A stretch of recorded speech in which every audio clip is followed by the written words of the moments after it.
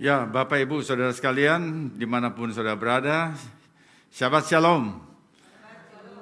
Salam sejahtera dalam nama Yeshua HaMasiah. Terpujilah nama Tuhan, kita bersyukur pada saat ini kita kembali dapat beribadah pada hari Syabat dan tiba saatnya kita mau mendengar firman Tuhan.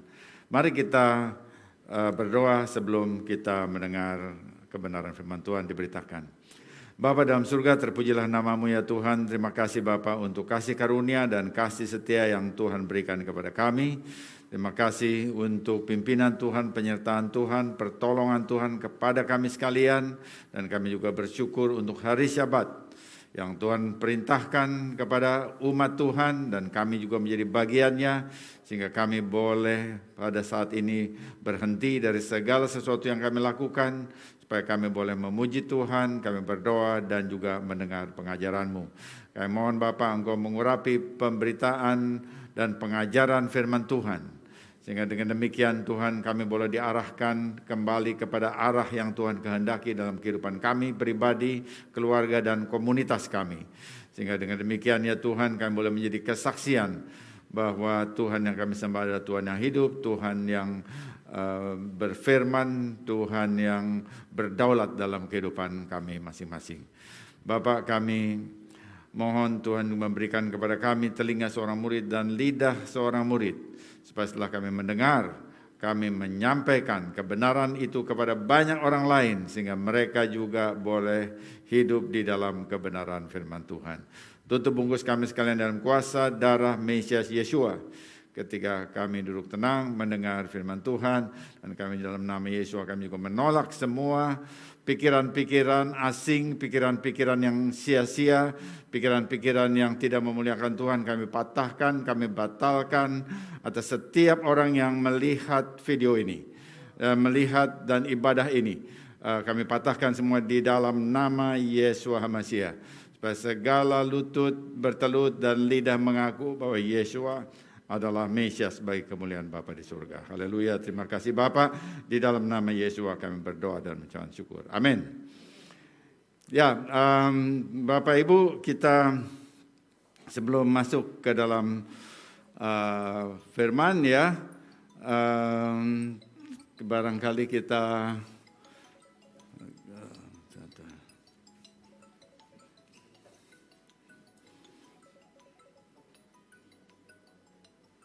sebentar.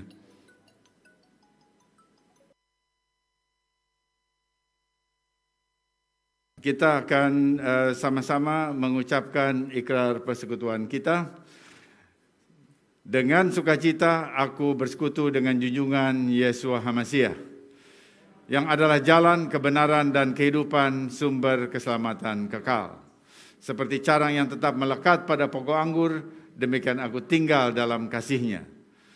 Dengan melakukan segala perintahnya, aku ada seperti yang dikatakannya, aku ada, aku akan jadi seperti yang dikatakannya, aku akan jadi, kehidupan yang berbuah lebat bagi kemuliaan-Nya. Firman Tuhan itu pelita bagi kakiku dan terang bagi jalanku. Ia tidak akan kembali dengan sia-sia, ia akan berhasil dalam perintahnya. Langit dan bumi akan lenyap, tetapi janji Tuhan kekal selamanya. Haleluya, amin. Silakan duduk.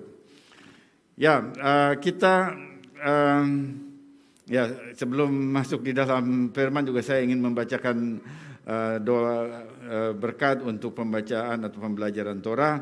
Baru ata Adonai Eloheinu melech haolam asher kideshanu b'mitzvotav v'tzivanu la'asok b'difrei Torah. Diberkatilah Engkau junjungan Tuhan kami, Raja semesta alam yang menguduskan kami dengan perintah-perintah-Mu dan memerintahkan kami mempelajari kata-kata Torah. Hari ini kita akan sama-sama melihat satu parasa dalam kitab Keluaran, yaitu parasa Beshalach, saat ia membiarkan pergi. Dan itu diambil dari Keluaran pasal 3 ayat 13 maksud saya, pasal 13 ayat 17 sampai 17 ayat 16. Saya kira saya ingin mencari ini time stopwatch ya. Sebentar saya cari tadi ada yang.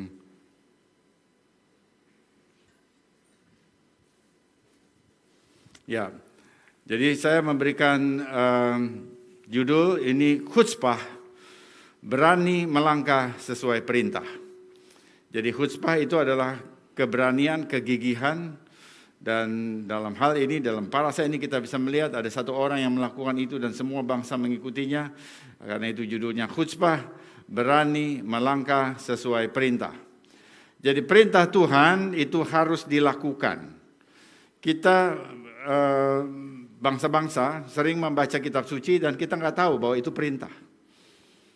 Orang Yahudi berbeda. Mereka menghitung, bahkan sangat teliti. Ada 613 kata itu ya, para rabi menghitung begitu.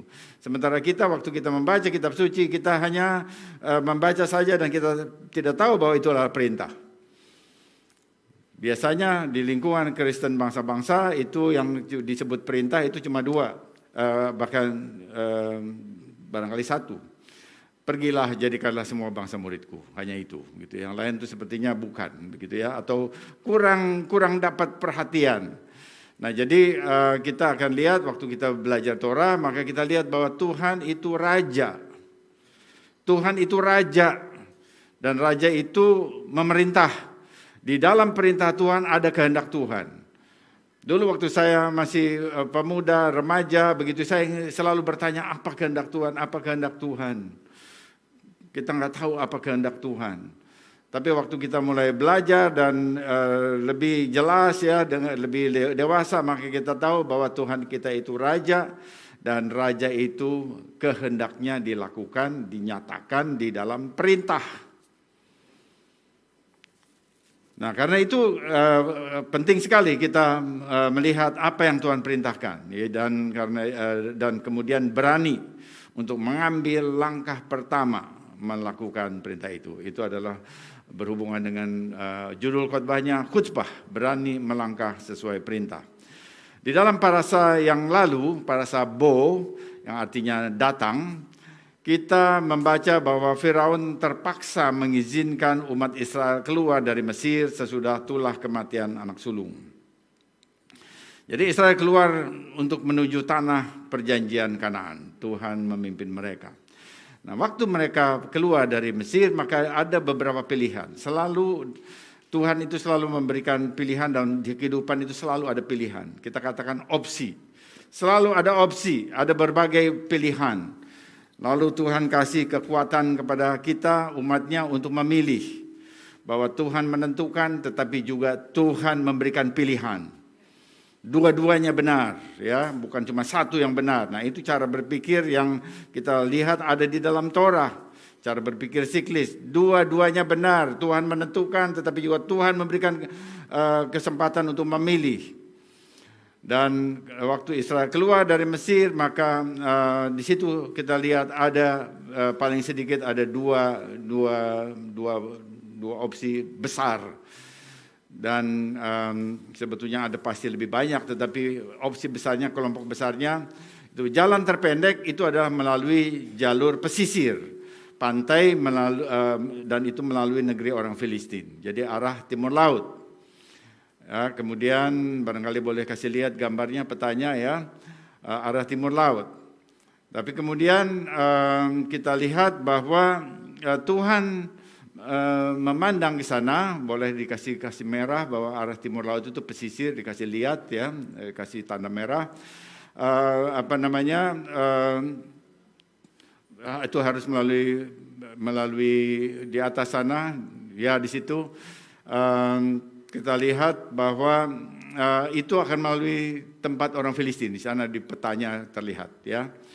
Nah, karena itu Tuhan tidak memimpin ke sana, karena kalau harus menghadapi peperangan, Israel akan mau mundur balik lagi ke Mesir. Karena itu dia memimpin melalui padang gurun. Nah, ini pilihannya di Tuhan, saudara. Pilihannya di Tuhan. Tuhan itu ada pilihan dan Tuhan yang memilih untuk Israel, ya. Supaya apa? Supaya Israel jangan kembali ke Mesir. Artinya Tuhan memilih untuk kebaikan Israel. Dan karena itu dia memimpin melewat padang gurun dan akhirnya sampai ke Laut Teberau. Jadi di sana dalam bahasa Indonesia disebut Laut Teberau dan itu bahasa Ibrani-nya itu Yamsuf. Yamsuf itu Red Sea, bukan Red Sea tetapi Red Sea. Red itu buluh. Ya, buluh. Jadi laut buluh sebetulnya. Jadi bukan laut merah tapi laut buluh. Dan para ahli pada saat ini yang sekarang mengidentifikasi itu adalah yang disebut dengan Laut Teberau itu adalah satu danau yang besar yang mereka sebut dengan Danau Sirbonis atau Danau Rawa yang luas di Mesir. Nah, itu adalah posisi pra terusan Suez. Jadi kalau saudara pergi ke sana, kita juga sering ke sana ya, berkali-kali, belasan kali saya datang ke sana dan bawa rombongan dari Egypt, dari Mesir ke Israel. Kita melalui bawah terusan Suez. Pakai bis, itu di bawah itu ada terowongan melewati terusan Suez. Jadi di atasnya udah terusan Suez. Jadi kalau begitu maka danau yang atau daerah yang dilalui oleh Israel itu sekarang sudah jadi terusan Suez. Nah, kita lihat terusan Suez itu seberapa dalam begitu ya. Nah, ini dari Suez Canal Authority itu saudara lihat yang 1956 itu yang paling dekat dengan situasi aslinya. Terusan Suez itu idenya datang dari Ferdinand de Lesseps, orang Prancis. Dan kita lihat itu ada berkali-kali direnovasi dan diperlebar, diperdalam. Tapi kita lihat yang pertama, yang 1956 itu sudah lihat di sana ada kira-kira dalamnya itu 11 meter. Lebih ada yang 14 meter, ada yang 11 meter. Tapi 11 meter itu kira-kira 60 meter lebarnya ya. Jadi itu semua tentunya mencerminkan keadaan awalnya, tetapi juga karena terusan Suez itu dibangun untuk konstruksi lewat kapal yang melewat, maka dia mesti mempertimbangkan kapal apa yang akan lewat. Ya seperti itu. Jadi bisa pasti lebih dalam yang dia buat, yang digali lebih dalam itu pasti lebih dalam daripada laut ya, daripada laut yang disebut Laut Teberau itu. Jadi Laut Teberau maksimal dalamnya 11 meter, kira-kira begitu. Sebab kalau dia lebih dari 11 meter itu yang pertama tahun 1956 mestinya lebih dalam lagi. Tetapi 11 meter itu bisa membuat orang mati tenggelam, itu masalahnya ya, itu yang menjadi. Bahkan jangan 11 meter. Saudara kasih 3 meter saja orang bisa mati tenggelam.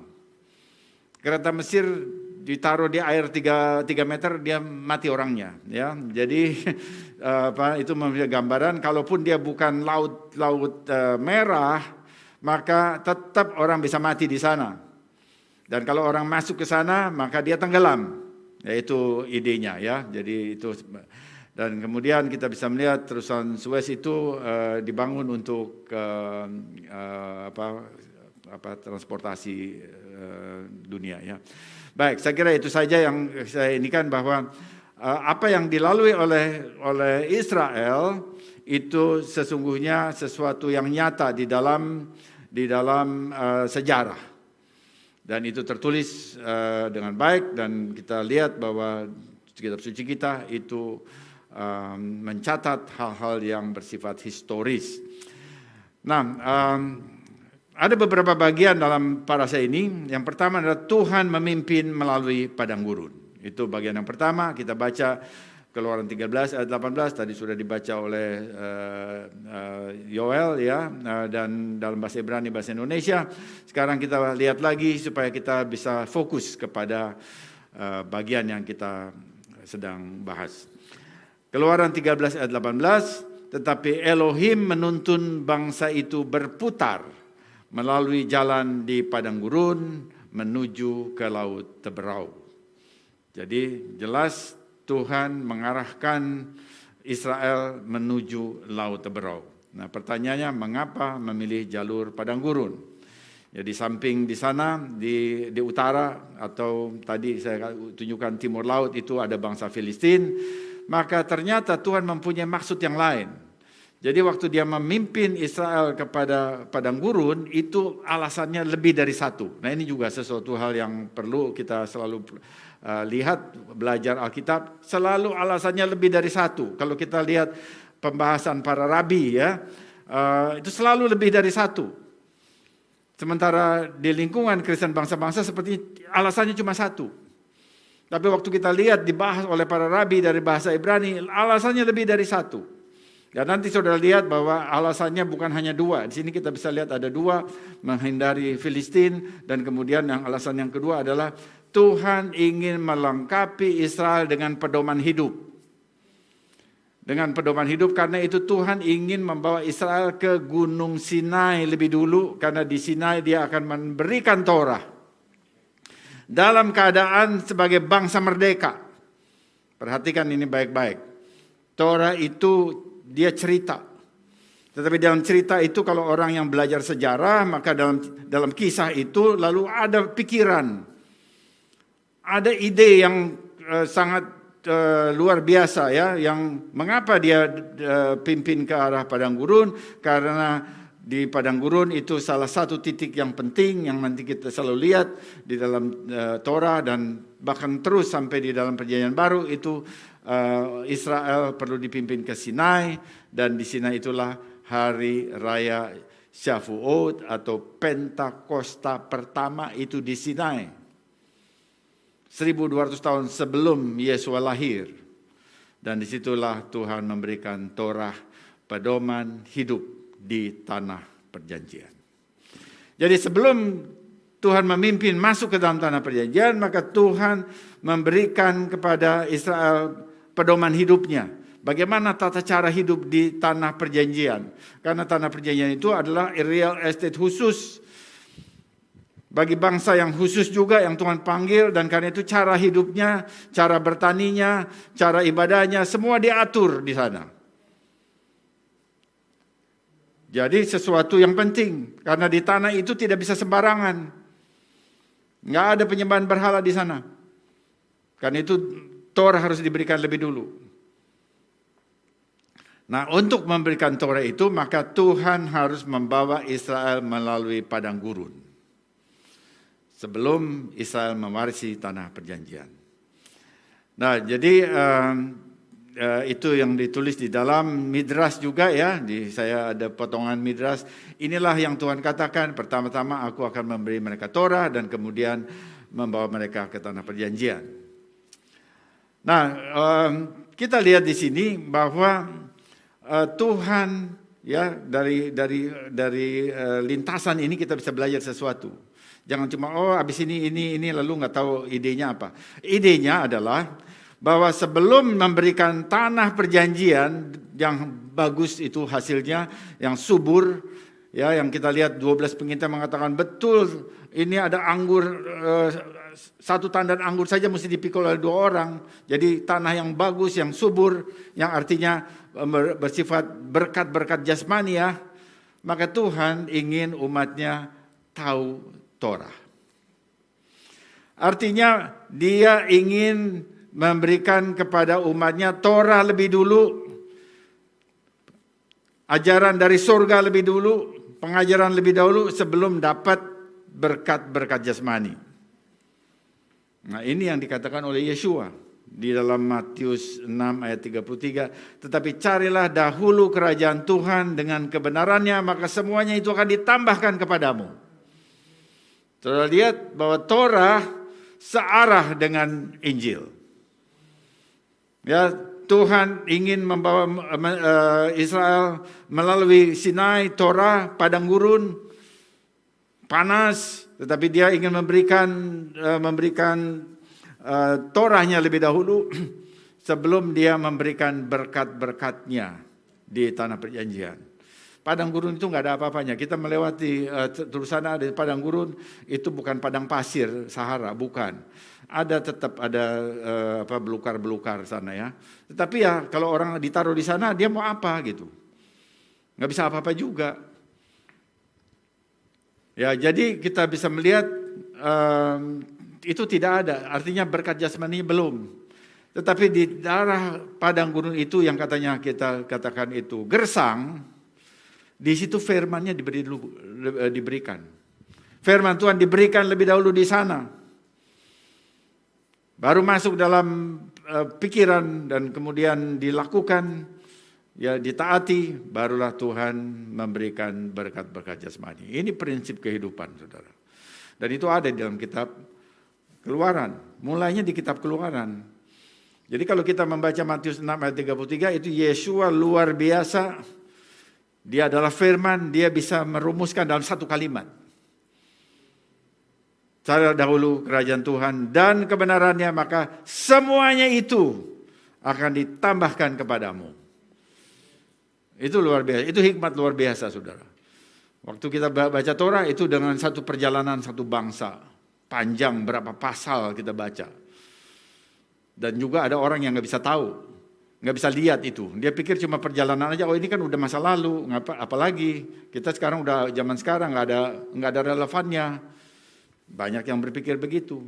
Tetapi sebetulnya kalau orang yang tahu sejarah, seorang yang belajar sejarah, dia mesti lihat ada idenya. Tetapi ini bukan juga karena saya belajar sejarah, saya bukan jurusan sejarah. Tetapi ini memang di dalam firman Tuhan, ada Tuhan berikan ini kepada orang-orang yang belajar firman Tuhan, kepada umat, khususnya pada umat Israel, ya, untuk melihat hal ini. Dan kita bisa melihat seluruh kitab suci berbicara itu, bahwa kita perlu mendahulukan kerajaan Tuhan. Dan apa hubungannya kerajaan Tuhan dengan Torah? Torah itu adalah amanat kerajaan. Jadi kalau orang Yahudi sudah lihat memberikan ornamen untuk Torah, itu selalu dikasih ada kepalanya, itu seperti mahkota seperti kerajaan begitu ya. Karena memang Torah itu adalah hukum kerajaan dari raja ya. Itu adalah kehendaknya raja. Itu adalah perintah-perintah raja di atas segala raja.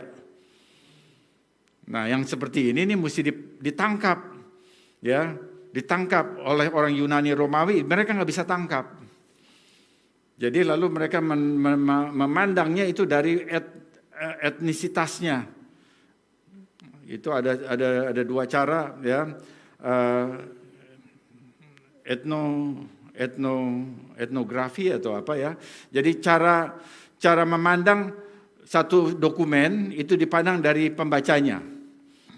Tetapi ada satu lagi cultural relativism, ya ini dalam cara membaca ya, itu ada dalam sosiologi. Cultural relativism, kalau kita lihat ada satu dokumen, maka dokumen itu harus dipahami dari orang atau dari masyarakat yang memegang dokumen itu. Bukan dari pembacanya yang bukan dari bangsa itu. Jadi kalau kita lihat ini ada dokumen Israel, dokumen Yahudi, kita mesti lihat dari kacamata Yahudi. Jangan dari kacamata Greco-Roman. Nggak cocok itu. Kalau sejarah Indonesia, saudara baca harus baca dari perspektif bangsa Indonesia. Jangan dari perspektif Barat. Nah itu sama. Nah banyak kan sekali karena para penafsir itu, katanya yang disebut dengan pemimpin-pemimpin Kristen yang disebut bapak-bapak gereja, itu orang Yunani, Romawi. Lalu mereka itu dianggap sebagai soko guru atau pertama membangun kekristenan, maka perspektif mereka yang dipakai. Pada mereka bukan orang Yahudi. Membaca kitab Yahudi. Jadi karena itu lalu perspektifnya itu harus dikoreksi. Itu posisinya. Dan itu dipelajari di dalam antropologi dan sosiologi. Dan saya belajar sosiologi di tingkat universitas ya. Saya ingin menunjukkan itu supaya kita bisa melihat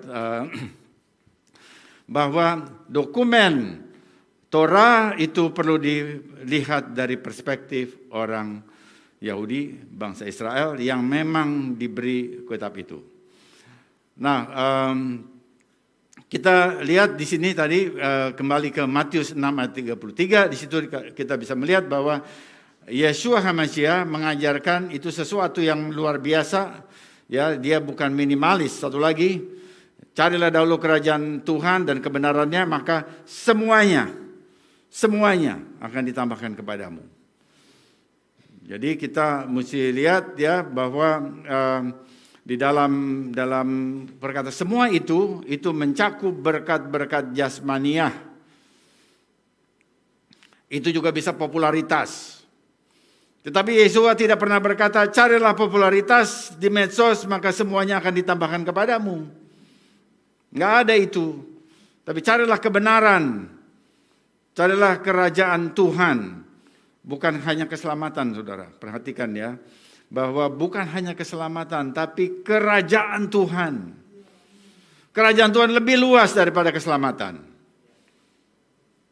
Kerajaan Tuhan itu kalau kita lihat di dalam lingkungan dari perspektif nubuat para nabi, kerajaan Tuhan itu ada di dalam kerajaan 1000 tahun mulai di sini. Di bumi ini kerajaan 1000 tahun dan kemudian setelah bumi ini selesai semuanya lalu ada langit baru dan dunia baru, Wahyu bilang begitu, dan itu ada Yerusalem baru dan itu juga kerajaan Tuhan. Jadi sangat luas. Nah, karena itu kita mesti melihat ini dari perspektif firman Tuhan yang dari Kejadian sampai Wahyu. Dan kita mesti lihat bahwa Tuhan bisa kasih popularitas. Saya bicara tadi popularitas ya. Saya melihat begini, bahwa kalau Tuhan memakai seseorang, maka dia mesti juga dikasih akses. Ini saya lihat dari Billy Graham ya, almarhum. Seorang penginjil yang dikenal di seluruh dunia. Penginjil yang luar biasa, Tuhan pakai dia luar biasa. Maka waktu dia mengabarkan Injil, bagaimana dia bisa mengabarkan Injil kalau dia nggak pernah dikenal orang gitu. Maka untuk itulah, maka Tuhan membawa dia kepada akses kepada bangsa-bangsa. Dengan perkataan lain, dia jadi populer. Karena apa? Karena kebenaran, tapi bukan popularitas yang dia cari. Perhatikan ini. Dia tidak cari popularitas. Tetapi waktu Tuhan memakai dia, maka dia diperkenalkan kepada banyak kesempatan dan itu adalah popularitas. Tapi bukan mencari popularitas, ya, tetapi mencari kebenaran. Supaya kita jelas. Carilah dahulu kerajaan Tuhan dan kebenarannya, maka semuanya akan ditambahkan kepadamu. Dan ini berlaku sampai saat ini. Baik, sekarang kita teruskan ya. Keluaran 13 ayat 18 dan kita baca di sana, dengan siap sedia berperang berjalanlah orang Israel dari tanah Mesir. Perkataan berperang di sana kalau kita lihat dalam bahasa Ibraninya itu pakai perkataan hamusim ya, dan hamusim itu juga di dalam terjemahan Inggris juga diterjemahkan sebagai bersenjata. Kalau di sini siap sedia berperang, artinya armed. Dia seperti pakai senjata, bersenjata.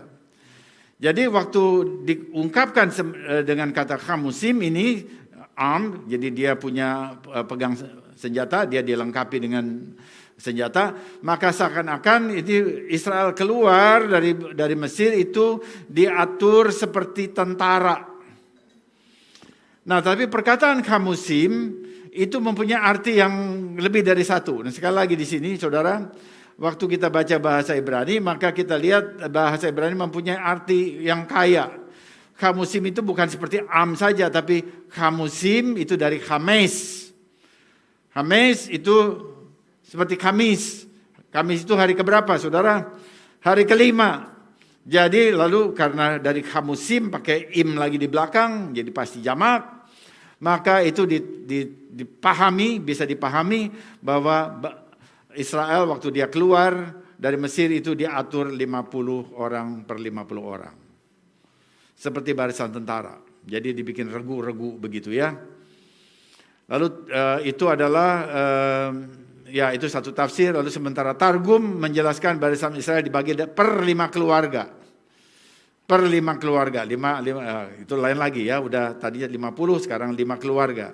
Kemudian lagi ada Midrash Mehilta menjelaskan dari Hamusim mengatakan bahwa hanya 1 dari 5 itu Hames, dari 1 dari 5 orang Israel yang keluar Mesir.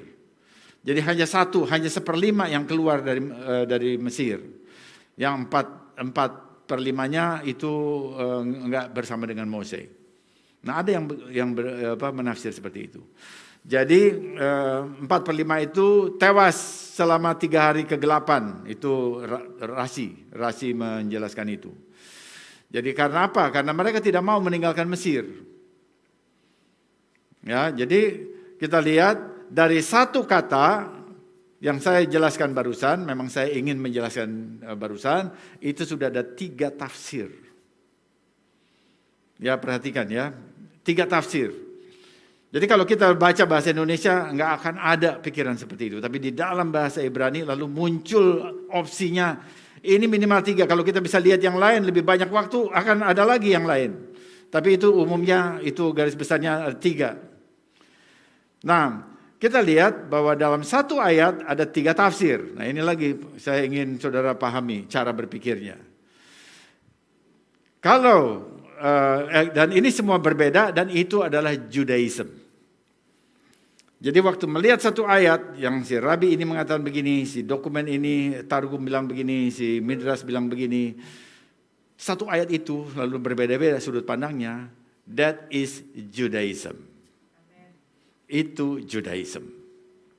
Ya, dan kita sekarang belajar mengapa tadi saya bilang bahwa kita pakai cultural relativism, bahwa kita mesti lihat dokumen ini yang ada pada orang Yahudi dengan cara pandang Yahudi juga. Nah, itu yang tadi saya maksud. Jadi mesti dengan cara pandang Yahudi, bukan bangsa-bangsa yang nggak tahu sejarah, yang nggak tahu ini. Dan waktu orang Israel dia menafsir, maka dia adalah menafsir nenek moyangnya sendiri. Jadi ada hubungan darah. Sementara orang Eropa tidak punya hubungan darah, karena itu dia cenderung bias, kita berkatakan. Bias. Nah, jadi kita lihat ada 3. Ya, ini 3. Nah, sekarang begini. Di dalam Injil kita juga melihat ada Injil Matius bicara tentang kelahiran Yeshua, Injil Lukas juga bicara tentang kelahiran Yeshua. Lalu ada anti misionaris mempermasalahkan kisah kelahiran Yeshua di Matius versus Lukas. Mengapa ini berbeda? Enggak jelas katanya. Mana yang sebetulnya terjadinya, yang sejarah yang mana, yang historical yang mana? Ini tidak jelas. Lalu kemudian menunjukkan bahwa Injil itu lalu tidak jelas. Nah, saya ingin kasih tahu pada saudara, waktu dia menyimpulkan gitu, mana yang benar antara Matius dengan Lukas, dia mempertentangkan Matius dengan Lukas, maka cara berpikir itu is non-Jewish. Bukan Yahudi. Itu cara berpikir linier bangsa-bangsa yang dia pakai karena dia sedang bicara kepada bangsa-bangsa, maka dia tunjukkan cara berpikir seperti bangsa-bangsa untuk menjatuhkan sesuatu.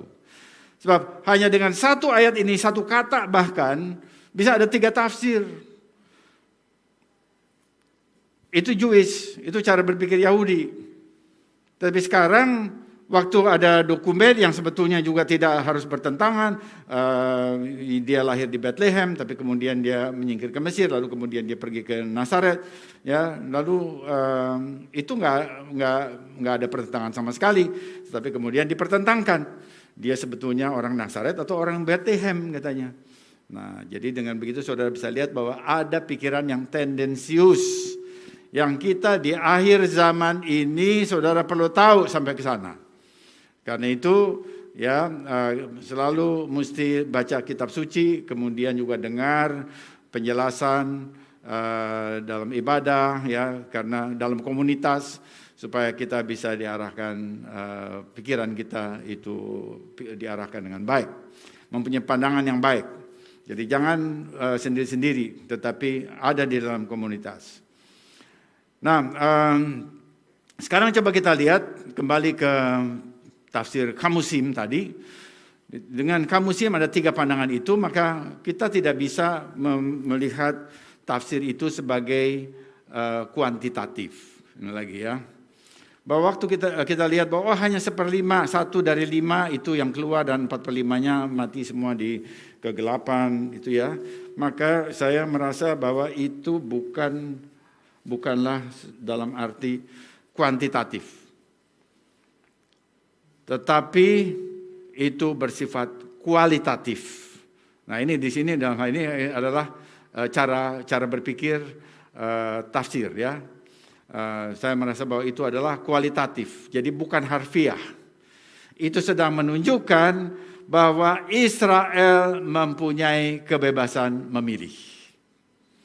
Jadi ada yang ikut, ada yang tidak. Itu artinya Israel boleh memilih.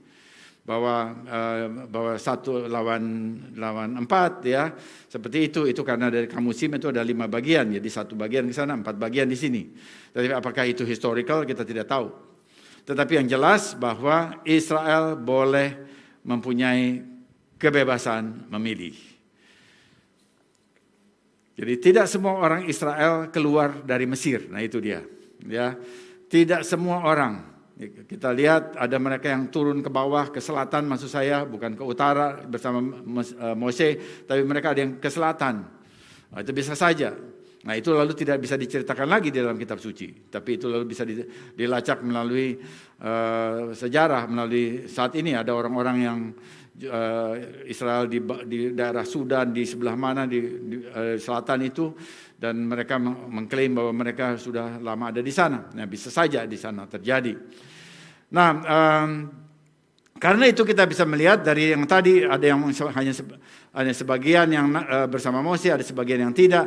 Maka kita bisa melihat ada anak-anak Israel yang tidak mengalami penebusan. Karena mereka kehilangan iman akan penebusan Israel.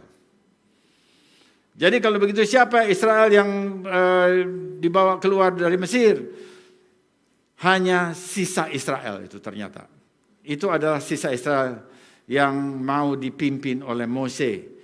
Dan Mose itu adalah gambaran dari Mesias. Sekali lagi, ini satu poin lagi. Ya, Mose adalah gambaran dari Mesias. Bukan hanya Tuhan yang di sana. Ya, mereka barangkali percaya Tuhan, Adonai Elohim, tetapi hanya sebagian yang mau dipimpin oleh Mose, sebagian yang tidak mau. Tapi yang dipimpin oleh Mose itulah yang keluar dari Mesir. Sementara yang tidak mau dipimpin oleh Mose, dia tidak bisa keluar dari Mesir. Jadi Mose adalah gambaran Mesias. Nah, saudara lihat di sini bahwa yang keluar dari Mesir itu orang-orang yang mau menerima Mose, selain percaya kepada Tuhan juga menerima Mose. Nah, dalam gambaran dalam hubungan dengan Mesias, percaya Adonai Elohim dan mau dipimpin oleh Mesias. Itu dia yang lengkap ya. Jadi kita lihat di sini bahwa hanya Israel atau sisa Israel, remnant, itu yang akan dibebaskan, yang akan menerima segala penebusannya secara lengkap. Dan ini juga bukan saja untuk Israel masa lalu. Sekali lagi, ini juga bicara kepada kita. Apakah kita ini bagian dari remnant? Apakah kita, kalau remnant itu bagian dari sisa bangsa-bangsa, itu dia taat dan setia sampai pada akhirnya. Apakah kita merupakan bagian itu?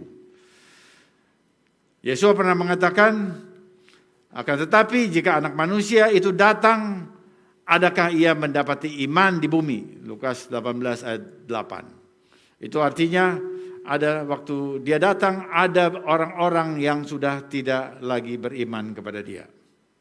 Atau meninggalkan iman. Jadi karena itu, ini merupakan juga satu peringatan bagi kita, bahwa kita yang percaya pada Yeshua HaMashiach, kita bagian dari remnant atau sisa bangsa-bangsa yang dipilih Tuhan, maka kita itu perlu terus memelihara iman kita sampai Mesias datang. Waktu dia datang, dia akan mendapatkan iman di bumi, yaitu saudara dan saya.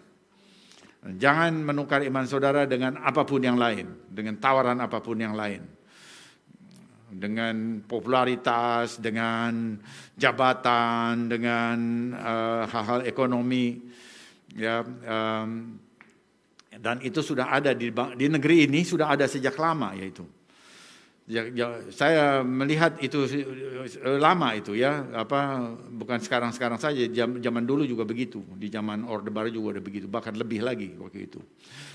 Nah, jadi kita mesti menjaga iman kita. Nah, sekarang satu lagi, ya, ada tambah lagi satu tafsir lagi, bagaimana mereka meninggalkan Mesir dengan khamusim, bersenjata. Itu khamusim bersenjata. Di dalam kata khamusim, nah sekali lagi nih kita lihat, ya, ini kita buka semua dalam bahasa Ibrani. Kata khamusim, ket mem vav sin yud mem, khamusim itu di dalam kata khamusim itu ternyata di dalamnya itu ada kata Masiah. Saudara lihat di sana, ya, khamusim yang di sebelah kanan, ya, ket mem vav sin yud mem, khamusim. Dan kemudian kita lihat di sana ada 6 huruf. So, hitung ada 6 huruf. Dari 6 huruf itu kita ambil 4. Dan 4 itu mem, shin, yud, het. Itu dibaca Masiah dalam bahasa Ibrani. Jadi di dalam satu kata Ibrani itu ada kata Ibrani yang lain. Nah, itu juga ini satu hal yang baik gitu, ya, bahwa dari huruf Ibrani, di dalam huruf Ibrani, dalam satu kata Ibrani ada kata Ibrani yang lain yang berdiri sendiri, dan tetapi bagian dari kata yang lebih luas. Di situ juga Yesua mengatakan, aku datang dan keluar dari Bapa. Ini gambarannya juga bisa. Bapa itu yang 6, kan Yesua yang 4, tapi dia adalah bagian dari sana. Ini sebagai ilustrasi gitu, ya. Tentu saja ini saya merasa bahwa ini bukan tidak bisa persis seperti itu di dalam hubungan Yesua dengan Bapa. Tetapi ini memberikan gambaran bagaimana di dalam kata Ibrani yang satu itu ada kata Ibrani yang lain. Jadi di dalam Bapa itu ada firman.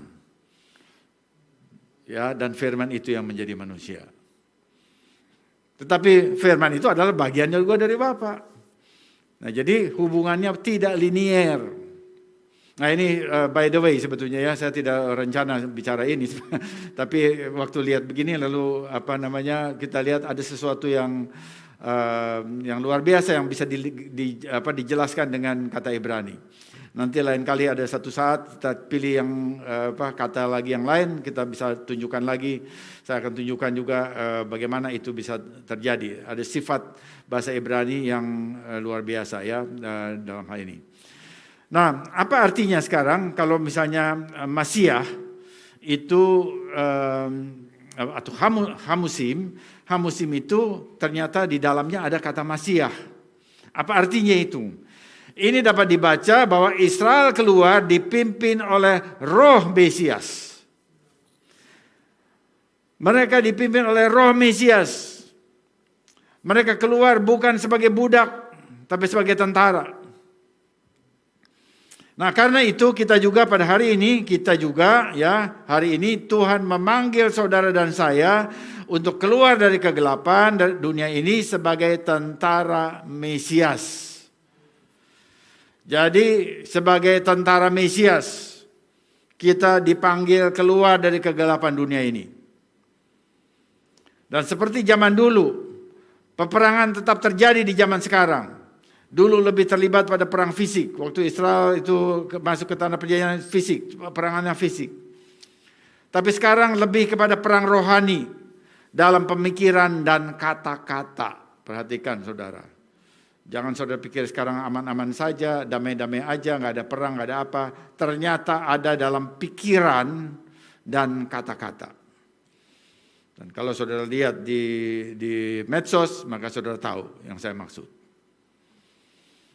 Karena itu kita perlu melengkapi diri dengan pedang firman bermata dua. Kita semua harus dilengkapi dengan pedang firman bermata dua. Firman Tuhan. Karena itu saya baca untuk saudara Efesus 6 ayat 11 sampai 20 ya. Saudara lihat ini keseluruhannya, saya baca panjang supaya saudara lihat bahwa ini semua dijelaskan, ditulis oleh Rabi Shaul 2000 tahun yang lalu, tapi ini bicara tentang keadaan sekarang.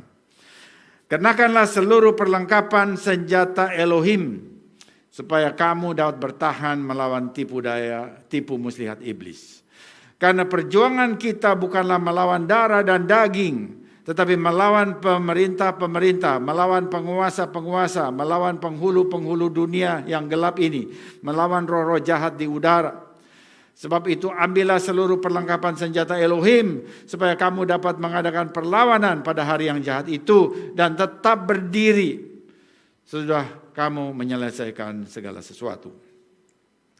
Jadi berdirilah tegap, berikat pinggangkan kebenaran dan berbaju sirah keadilan. Kakimu berkasutkan kerelaan untuk memberitakan Injil damai sejahtera. Dalam segala keadaan pergunakan perisai iman.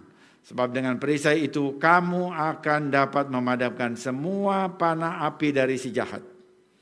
Dan terimalah ketopong keselamatan dan pedang roh, yaitu firman Tuhan. Dalam segala doa dan permohonan berdoalah setiap waktu di dalam roh dan berjaga-jagalah di dalam doamu dengan permohonan yang tidak putus-putusnya untuk segala orang kudus. Jadi bukan hanya untuk diri sendiri tapi untuk seluruh orang kudus, untuk komunitas orang kudus. Juga untuk aku, ini Paulus menulis, juga untuk aku supaya kepadaku jika aku membuka mulutku dikaruniakan perkataan yang benar. Ya, waktu Paulus membuka mulutnya dikaruniakan perkataan yang benar, bukan membuka mulut untuk perkataan yang tidak keruan. Bukan perkataan sia-sia. Agar dengan keberanian, lihat itu saudara, dengan keberanian aku memberitakan rahasia Injil. Keberanian itu apa?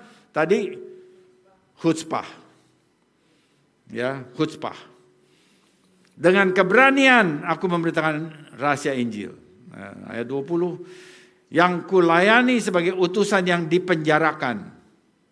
Berdoalah supaya dengan keberanian aku menyatakannya sebagaimana seharusnya aku berbicara. Nah ini saudara, kita lihat ya, ini saat ini 2000 tahun yang lalu dia sudah lihat. Waktu itu juga ada, sekarang juga ada. Jadi peperangan rohani itu berjalan terus. Dan sekarang kita bisa melihat anasir-anasir itu ada juga di dalam medsos. Kita lihat kecenderungannya. Nanti saya akan bacakan lagi yang lain ya, tetapi kita bisa melihat bahwa kita selalu ada di dalam peperangan rohani.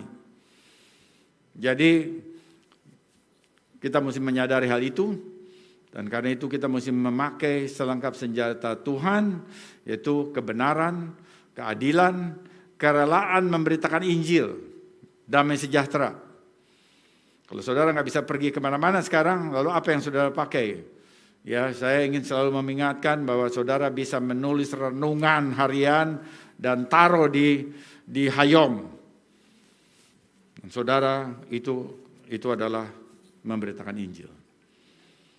Karena itu firman Tuhan, bukan obrolan, bukan omongan, bukan ide yang tidak tahu dari mana asalnya, bukan kata-kata sia-sia, tetapi itu data firman Tuhan, dan itu mengabarkan Injil. Coba sekarang di Indonesia di mana yang orang yang pergi ke sana mengabarkan Injil dalam arti yang seperti zaman dulu itu? Kan tidak ada. Semuanya dihambat ya dengan semua ini.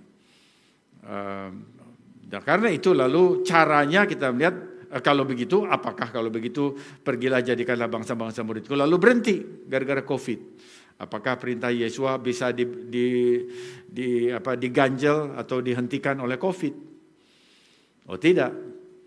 Kita mesti harus pikir bahwa ternyata kita perlu itu memberitakan, menyampaikan kebenaran firman Tuhan melalui media yang ada, ya, ada medsos, ada banyak macam, tapi apa yang kita bisa lakukan, kita lakukan. Ya, jadi dan itu perlu keberanian. Sekali lagi itu perlu keberanian seperti dikatakan oleh Rasul Paulus, berdoalah supaya dengan keberanian aku menyatakannya sebagaimana seharusnya aku berbicara. Jadi ada bicaranya apa? Itu ada seharusnya. Seharusnya berbicara, nah itu betul dan itu adalah kebenaran firman Tuhan. Nah, jadi ini kita bisa melihat itu terjadi sekarang dan kita perlu selalu melihat dan kita berdoa dan kita melakukan hal-hal yang benar dalam kerajaan Tuhan secara rohani yang ada di sekitar kita. Nah, kemudian Elohim memerintahkan Israel itu berkemah di Pi Hahirot, ya, Baal Zephon, 14 ayat 2, dan waktu itulah maka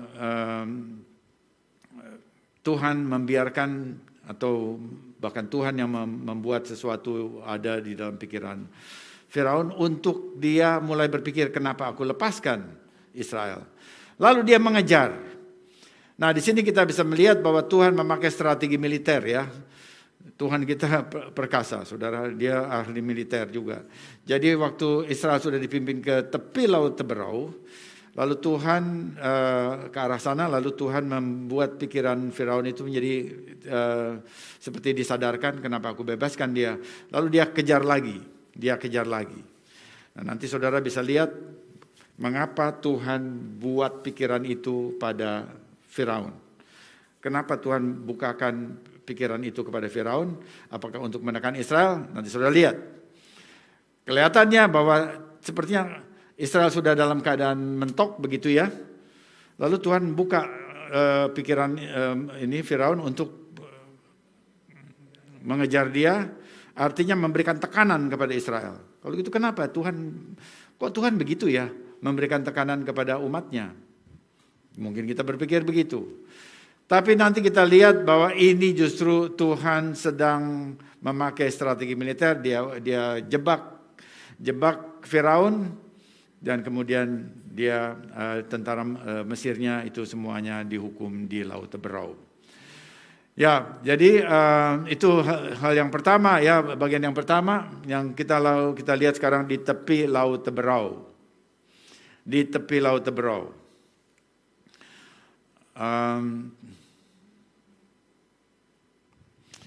Kita membaca di Keluaran di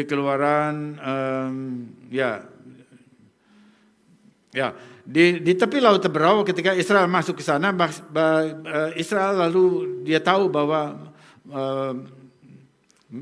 tentara Mesir mengejar mereka, lalu ini membuat mereka menjadi sangat khawatir. Posisi Israel menjadi terjepit di sana dan mereka lalu mulai mempertanyakan Mose. Sebetulnya kamu mau bawa kita tuh mau supaya kami ini dikuburkan di sini. Padahal di sana itu di Mesir itu lebih baik kehidupannya. Kenapa kami harus mati di padang gurun? Nah, mereka mempertanyakan itu. Lalu kemudian Mose berdoa kepada Tuhan. Nah, sekarang kita baca 14 ayat 15, Keluaran 14 ayat 15. Berfirmanlah Tuhan kepada Mose, mengapa engkau berseru-seru demikian kepadaku? Katakanlah kepada orang Israel supaya mereka berangkat. Nah, di sini kita lihat saudara, Mose berdoa, tetapi Tuhan bilang, kenapa kamu terus-terusan begitu? Kenapa kamu terus-terusan berdoa? Kira-kira begitu, ya. Suruh mereka berangkat. Nah, jadi kita lihat di sini bahwa ada saatnya berdoa, betul sekali Mose berdoa, betul sekali, tetapi doa terus, tapi nggak bikin apa-apa. Itu bukan kehendak Tuhan. Katakan kepada orang Israel supaya mereka berangkat. Suruh berangkat. Berangkatnya kemana? Berangkatnya di depannya tuh Laut Teberau. Di depannya tuh Laut Teberau, air di depannya. Tapi Tuhan bilang supaya mereka berangkat. Nah, ini dilema lagi. Nah, ternyata ini menjadi sesuatu satu keadaan yang membuat sulit orang Israel. Dan pada waktu itu ada sekitar 2 juta orang di sana. Bagaimana mengambil keputusannya? 2 juta orang dengan 2 juta kepala kira-kira ya. Kalau misalnya orang di atas 20 tahunnya itu ada 600 ribu. Jadi 600 ribu orang, 600 ribu kepala, pemimpin keluarga. Ini menjadi sesuatu yang tidak mudah. Nah, di dalam di dalam tafsir atau literatur rabbinik, ternyata di tepi laut itu orang Israel terpecah menjadi 4 bagian. Yang satu bagian berkata, mari kita mencampakkan diri ke laut. Karena Tuhan bilang, berangkat. Di depan laut, udah nyebur aja ke laut. Dia bilang gitu ya. Faksi yang kedua berkata, mari kita kembali ke Mesir. Jadi mundur ke Mesir. Yang ketiga berkata, mari kita berperang melawan orang Mesir. Ya, kita dengan apa yang kita punya, oke, kita lawan mereka. Yang keempat berkata, mari kita berseru kepada Tuhan.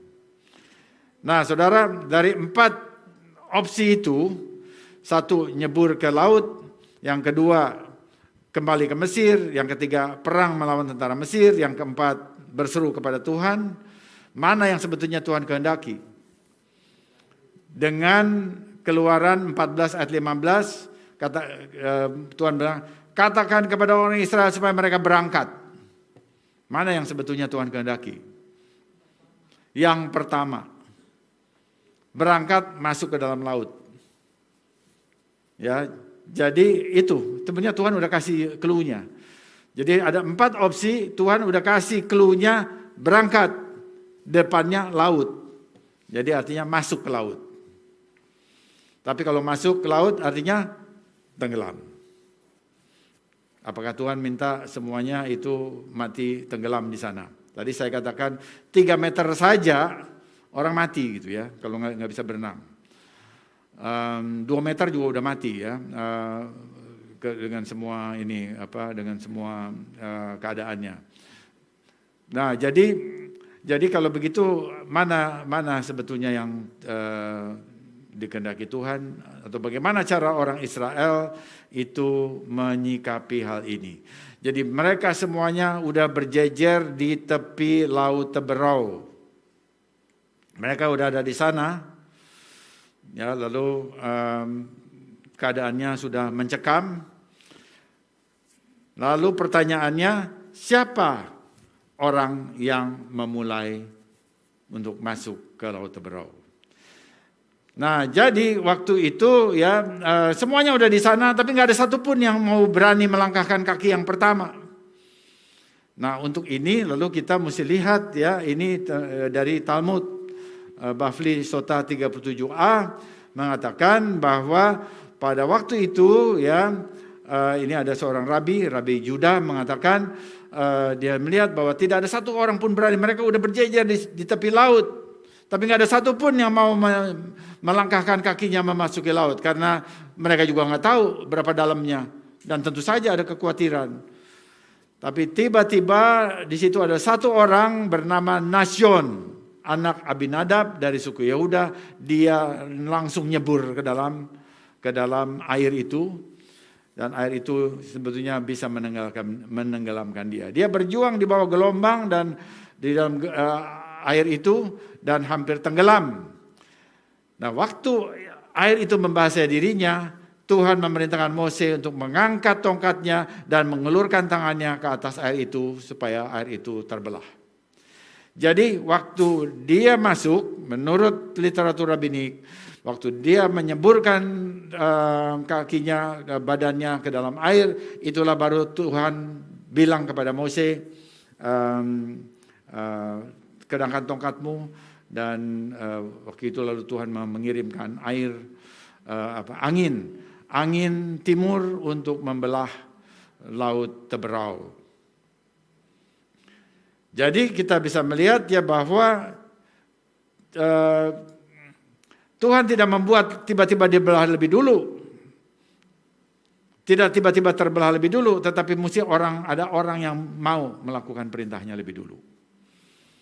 Jadi bukan Tuhan perintah lalu tiba-tiba terbuka lalu orang melakukan perintah, tidak. Ada perintahnya, itu belum terjadi apa-apa, ada perintahnya lalu ada orang mau melakukan perintahnya, baru kemudian itu terbuka dengan angin timur, ya. Nah, di sini kita bisa melihat ya bahwa Tuhan menghargai langkah pertama. Tuhan menghargai tanggung jawab seseorang.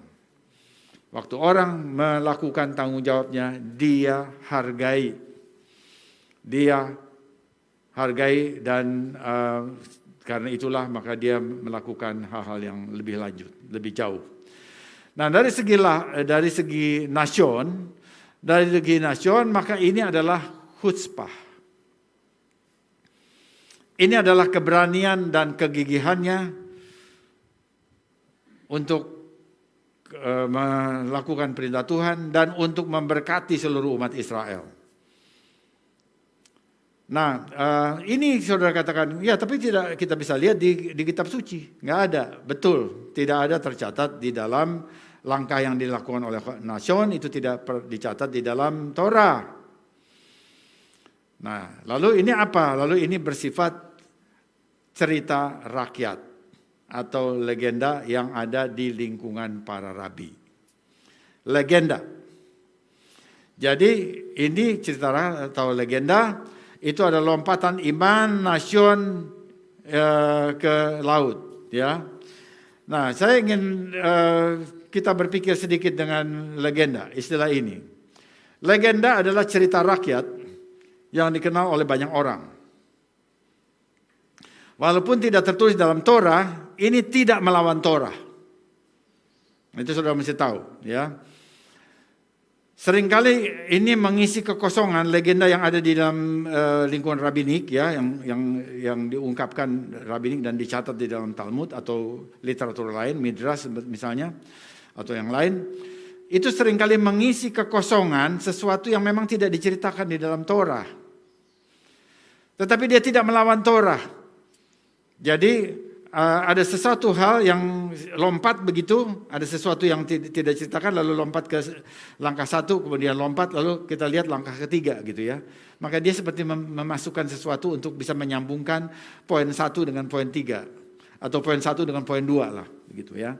Dia masukkan di sana supaya ada smooth pergerakan dari poin 1 ke poin 2 itu jadi smooth.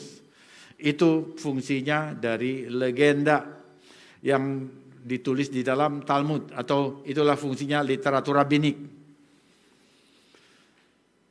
Dan seringkali ini ya tadi mengisi kekosongan tadi, karenanya ini dapat diperhitungkan sesuai dengan kebutuhan, sesuai dengan keperluannya. Kalau kita perlukan maka kita bisa ambil itu. Kalau kita tidak perlukan biarin aja, nggak usah diambil. Nah, begitu ya. Itu posisinya. Ini posisi kita terhadap Talmud juga. Ada saat yang kita perlukan kita ambil, tetapi kalau memang kita udah jelas dengan apa yang ditulis di dalam Alkitab, oke. Dalam Torah, oke, cukup saja. Nah sekarang apakah yang seperti ini, yang namanya legenda ada di dalam agama Kristen? Ya, karena kita semua juga basisnya Kristen, ya.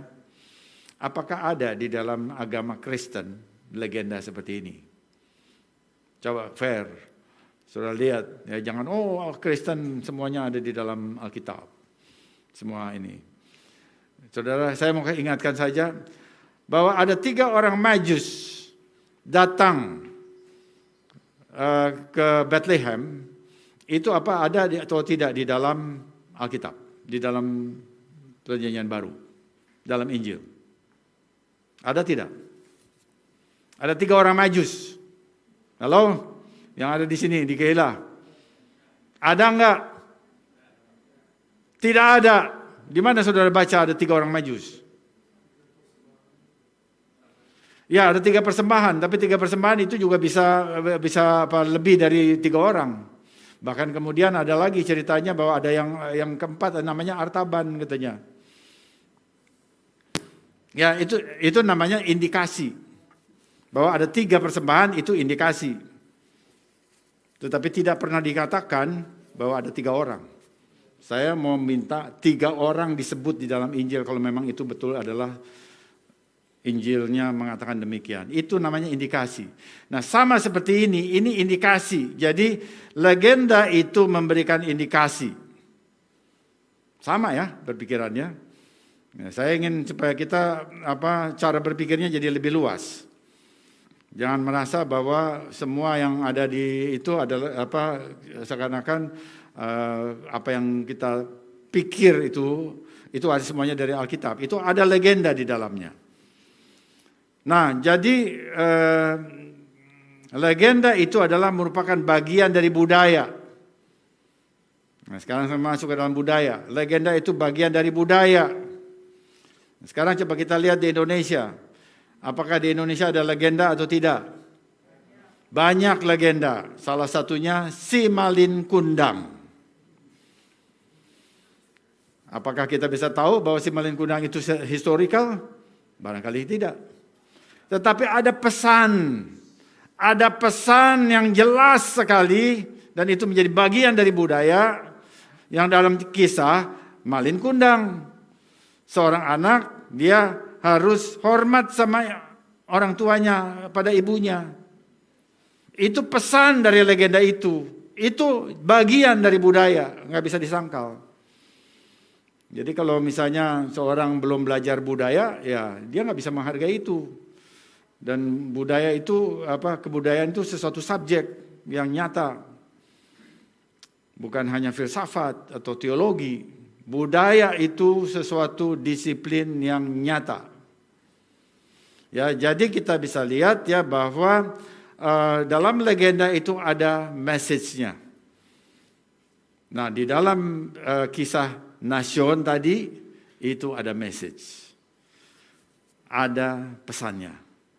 Bahwa seorang yang mau mengambil langkah pertama untuk melakukan perintah Tuhan, dihormati Tuhan. Pesannya itu. Apakah itu salah? Apakah itu melawan Torah? Sama sekali tidak. Apakah itu memperkuat Torah? Yes, memperkuat Torah. Nah, sekarang saya mau tunjukkan Nasion itu siapa sih gitu ya. Siapa Nasion? Nasion ben Aminadab adalah kepala suku Yehuda. Nah, jadi kita bisa melihat Yehuda, dia memang fighter. Yehuda. Karena itu kalau dia melakukan itu cocok aja sifatnya. Dan memang dia kepala suku Yehuda. Torah menyebutkan namanya sebanyak 6 kali. Ada 6 kali disebut dalam Torah. Dalam Keluaran 6 ayat 23 dan Bilangan 1 ayat 7. Dan dalam Bilangan itu ada 5 kali, ya banyak ayatnya. Dan Keluaran 1 kali. Dia adalah putra Aminadab, putra Ram, putra Hesron, putra Peres, putra Yehuda. Namanya dieja Nahason di dalam terjemahan Indonesia. Tercatat di dalam Matius pasal 1 ayat 4 dan Lukas 3 ayat 32. Dan dia adalah salah seorang leluhur David. Dan dia ada di dalam jalur garis David. Dia leluhurnya David. Dia ada di dalam garis Mesias. Dalam garis sana. Karena dia adalah putra dari Peres. Ya, Peres. Nah, jadi Torah menyebut dia sebagai pangeran atau nasi atas suku Yehuda. Dan menurut Keluaran 6 ayat 23, dia adalah saudara ipar Harun. Jadi Harun menikahi Eliseva, putri Aminadab, saudara perempuan dari Nasion. Dan dia melahirkan untuknya Nadab dan Abihu, ya. Jadi itu Harun, Eleazar dan Itamar. Jadi istri dari Harun itu adalah saudara perempuan dari Nasion. Dia orang Yehuda. Jadi kita bisa melihat bahwa legenda yang ada di dalam Talmud atau apa yang ada di dalam Talmud itu bukan sembarangan. Ya. Jadi tidak sembarangan juga ini. Ada kaitannya dengan Torah. Jadi Nasion itu kita bisa tunjukkan bahwa dia ada di dalam kitab suci. Namanya ditulis bahkan sampai dengan Injil ada memuat namanya. Nah, sekarang kita lihat saudara bahwa bagaimana para rabi melihat lompatan Nasion ke dalam Laut Teberau itu, apa itu? Ini adalah pengorbanan sukarela yang dilakukan oleh dia. Artinya dengan risiko mati tenggelam. Tapi dia lakukan aku lakukan.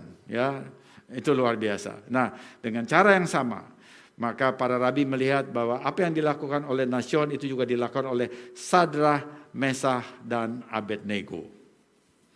Ketika mereka melangkah ke dalam tungku api, mereka berani, ya, mereka biarkan itu terjadi dan ternyata Tuhan membela orang yang taat kepada Dia. Jadi Nashon bertindak seperti seorang martir yang rela menerima kemartirannya demi nama Tuhan dan melakukan tindakan sukarela kemartirannya. Itu dia lakukan. Nah, ini semuanya itu sekali lagi kalau kita lihat dari karakter itu tanggung jawab sebetulnya. Ini yang saya ingin juga sampaikan selalu bahwa dalam anugerah Tuhan ada tanggung jawab. Bukan anugerah, ya udah anugerah. Kebanyakan berhenti di situ. Apalagi anugerahnya hanya untuk diri sendiri begitu ya. Hyper grace. Itu saya tidak melihat bahwa di dalam ajaran hyper grace itu ada tanggung jawab. Itu bagi saya itu adalah perspektif Yunani terhadap grace. Bukan perspektif Torah terhadap grace. Ya, kita mesti lihat. Istilahnya sama grace, tetapi perspektifnya berbeda. Nah, sama seperti Nashon, maka Yeshua HaMashiach rela menyerahkan nyawanya demi umatnya. Dia sama seperti Nashon. Ya, Nashon adalah Yehuda, Yeshua juga Yehuda, dari suku Yehuda. Kematian Yeshua membawa pengampunan atas pelanggaran. Dia menjadi pangeran penebus agung. Jadi sama seperti Nashon, Mesias adalah pangeran nasi dari suku Yehuda. Jadi kita bisa melihat ya bahwa apa yang dilakukan ini tidak tertulis namanya di sana di dalam Torah, tapi saya bisa menerima bahwa memang ada sesuatu yang terjadi, ada langkah pertama yang dilakukan oleh orang Israel. Yang ini adalah salah satunya adalah Nashon. Ya, jadi kita melihat ya bahwa Yeshua juga, ya kita lihat lagi kepada Yeshua. Yeshua juga melakukan langkah pertama. Langkah pertamanya apa dalam penebusan? Langkah pertama Yeshua dalam penebusan adalah mati di atas salib. Mati bagi bangsa Israel pada saat itu. Kemudian langkah terakhirnya apa?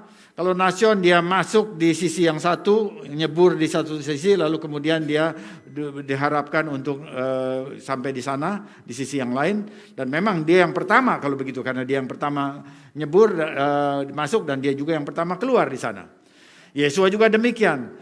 Dia yang pertama yang mati di atas kayu salib, tetapi kemudian dia di sisi yang lain, dia yang pertama juga dia bangkit. Dia bangkit dari kematian.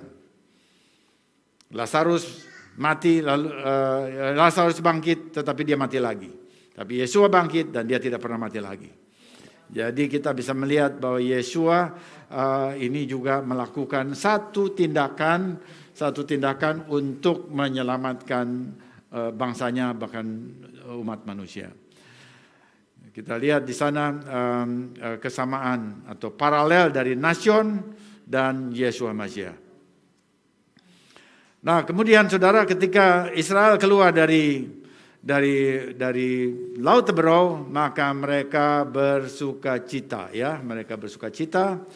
Dan tetapi sebelum keluar, ini parasa Beshalach ini, ya, itu satu parasa bagaimana Israel begitu masuk di dalam Laut Teberau, ya, itu walaupun sudah dikasih contoh satu dari Nashon, dia tetap ada berjalan di lingkungan air. Jadi kanannya air, kirinya juga air. Itu lalu satu keadaan yang juga tetap mencekam begitu ya. Dan kita lihat ini menjadi pengalaman bagi saya setiap kali saya mencapai sampai kepada parasa Beshalach, saya selalu ingat apa yang dilalui oleh Shores Messianic Fellowship. Jadi ini jadi pengalaman Dan saya ingin juga sekaligus ini mengupdate ya apa yang pernah saya saksikan setiap kali dalam 2 tahun terakhir saya mengkhotbahkan Beshalak. Itu selalu saya menunjukkan bagaimana Source Messianic Fellowship Kelapa Gading itu juga mengalami masuk ada di bibir laut. Di bibir laut. Dan kalau dia masuk sana, ya dia habis gitu kalau nggak ada Tuhan yang menolong dia. Pada tahun 2020 itu mulai COVID ya, bulan Maret, awal Maret itu Presiden Jokowi mengatakan Indonesia terjangkit COVID, itu yang pertama kali bulan Maret. Nah sebelumnya, saudara, itu tempat di sana di Kelapa Gading ya di mana tuh Plaza Pasifik itu sudah menjadi sudah lama dibahas. Ya, saya harus menghadapi ada dari Departemen Keuangan, Kementerian Keuangan untuk membahas itu, dan akhirnya pada bulan Februari itu kita menerima surat bahwa kalau Source Messianic Fellowship GKMI mau menduduki tempat itu, maka diminta membayar 1,6 M, 1,6 miliar satu kaligus itu per 31 Maret 2020. Ya, 2020. Nah, itu terus terang nggak ada. Kita punya kas, tetapi jauh ya, jauh dengan 1,6 M. Jadi gimana ini, terus terang saya sebagai gembala saya cukup ini ya, waduh ini gimana ini. Ya, tapi kita kan sama seperti yang Mose juga, ya dia berdoa.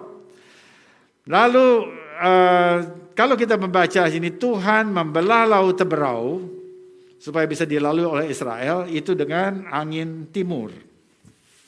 Dengan angin timur. Jadi kita berdoa. Ya kita nggak tahu itu gimana, pokoknya kita berdoa Tuhan gimana ini. Ya waktu itu masih ada 1 bulan lebih untuk sampai ke 31 Maret di bulan Februari. Lalu Tuhan kirim angin timur dan pada tanggal 1 Maret saya kira ya 1 Maret itu Presiden Jokowi mengatakan Indonesia terkena bencana non alami yaitu COVID-19. Dan memang saat itu lalu kemudian itu dinyatakan ini bencana nasional, lalu semuanya dibatasi dan bisnis semuanya pada merosot, tutup sana tutup sini dan berubah sebuah keadaan ya. Dan ini jalan terus, tetapi jelas surat itu mengatakan 31 Maret kamu mesti bayar 1,6 M, kalau enggak kamu angkat kaki. Jangan di situ lagi gitu ya. Nah, kita berdoa, lalu karena situasinya itu udah COVID, lalu ini bisa menjadi alasan begitu ya. Karena semua ada anggota yang mau menyediakan produknya, ya Pak Hans itu malah oke, produk ini saya aja nih boleh nih. Tolong ini saya berikan semua yang laku itu boleh diberikan untuk bayar tagihan itu gitu ya. Tetapi semuanya merosot saudara, semua bisnis merosot. Jadi ya nggak bisa dong dalam keadaan seperti itu lalu jual produk yang sampai 1,6 M begitu dalam waktu kira-kira 1 bulan lebih. Ya 1 bulan lebih. Lalu apa ya caranya? Lalu kita katakan kita bikin surat ini dengan situasi begini, semuanya terpukul, semuanya dalam keadaan begini, bagaimana kita bisa membayar 1,6 M. 1,6 M itu untuk 5 tahun, sewa 5 tahun. Sewa 5 tahun. Lalu kita pakai argumen 1 tahun aja. Ya, terus saya ngadep ke sana, mau ke sana, ya nggak bisa. Ini Bapak kan bilang waktu itu kan dalam 5 tahun. Ya, maksudnya bayar tahunan dalam periode 5 tahun. Tapi dia bilang, yuk mesti bayar 5 tahun semuanya langsung. Ini kan memberatkan gitu ya. Nah, saudara, ternyata memang Tuhan itu mengirimkan angin timur. Angin timurnya itu apa? Angin timurnya itu adalah COVID-19. Nah, sejak COVID, maka semua bisnis di seluruh Indonesia terpengaruh. Dan karena itu lalu waktu kita melayangkan surat, ya dia juga nggak bisa bikin apa-apa. Pemerintah nggak bisa bilang apa-apa. Mau apa? Semua masyarakatnya begitu kok, begitu ya. Nah, kemudian setelah itu rupanya pemerintah Menteri Keuangan lalu punya mikir-mikir begitu. Akhirnya pada bulan Juni tahun yang sama 2020, maka apa yang tadinya dipegang oleh kementerian itu dialihkan kepada lembaga pemerintah non struktural. Dialihkan semua aset pemerintah itu harus menghasilkan bagi pemerintah, karena itu lalu ada satu lembaga non struktural milik pemerintah juga untuk ngurus itu, dan akhirnya kita juga termasuk ke sana. Dan itu angin timurnya, dan ternyata lembaga ini dia bisa lebih fleksibel, puji Tuhan. Ya, sehingga dia bilang boleh mix use, boleh segala macam, pokoknya you bisa memberikan masukan, memberikan pembayaran kepada negara. Dan akhirnya setelah itu lalu kita akan kontrak, ya ada perjanjian, dan kita tetap ada di Kelapa Gading di Plaza Pasifik sampai sekarang. Ya, jadi ini angin timur, itu COVID-19. Jadi ini blessing in disguise. Ya, katakan memang ini jadi bencana begitu ya bagi banyak negara seluruh dunia, tetapi itu juga Tuhan bisa pakai untuk menolong umatnya. Dan itu terjadi, saudara.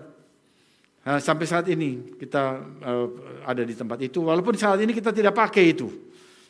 Kita belum bisa pakai itu. Untuk memakai tempat Plaza Pasifik, ya, Sores Messianic Fellowship, perlu ada satu tim online yang standby di sana. Saya ingin menantang saudara-saudara yang anak-anak muda yang bisa IT, orang-orang yang ada di bidang-bidang ini, di bidang IT ya, dan online. Kalau Tuhan sudah buka jalan, apa respon kita? Siapa yang menjadi nasion? Siapa yang mau ambil langkah pertama? Nah, selalu ada yang begitu. Pelayan itu selalu ada yang begitu ya. Jangan diam-diam semua. Ya, mesti ada sesuatu yang jalan, ada yang bertindak. Nah, kita tunggu tim online supaya kalau ada tim online-nya jalan di SMF, ya kita punya 2 tim online, yang satu di Bintaro, yang satu di sana, kita bisa gantian. Supaya kita bisa memberkati masyarakat Jakarta Utara, Jakarta Timur, di dekat Bekasi ya, supaya mereka juga bisa beribadah, dan juga seluruh Indonesia juga bisa melihat online. Ya, itu bagian yang kedua, melalui Laut Teberau. Jadi kita lihat saudara, dalam tahun-tahun ini setiap kali Parasa Beshalak saya selalu ingat ini. Jadi Parasa itu ya jadi masuk dalam pengalaman hidup. Ya, bukan Parasa udah ini. Berkali-kali setiap kenapa orang Israel, saya kira ribuan tahun mereka pakai Parasa. Ribuan tahun dari zaman Esra itu kan. Ribuan tahun, tapi mereka nggak bosen tuh. Mereka juga bukan gue udah jenuh nih, nggak ada yang begini. Ternyata itu karena itu masuk dalam pengalaman. Bahwa apa yang ada, perjalanan Israel keluar dari Mesir dan masuk ke tanah Kanaan itu adalah kehidupan kita. Jadi kita bisa lihat pola kehidupannya itu ada.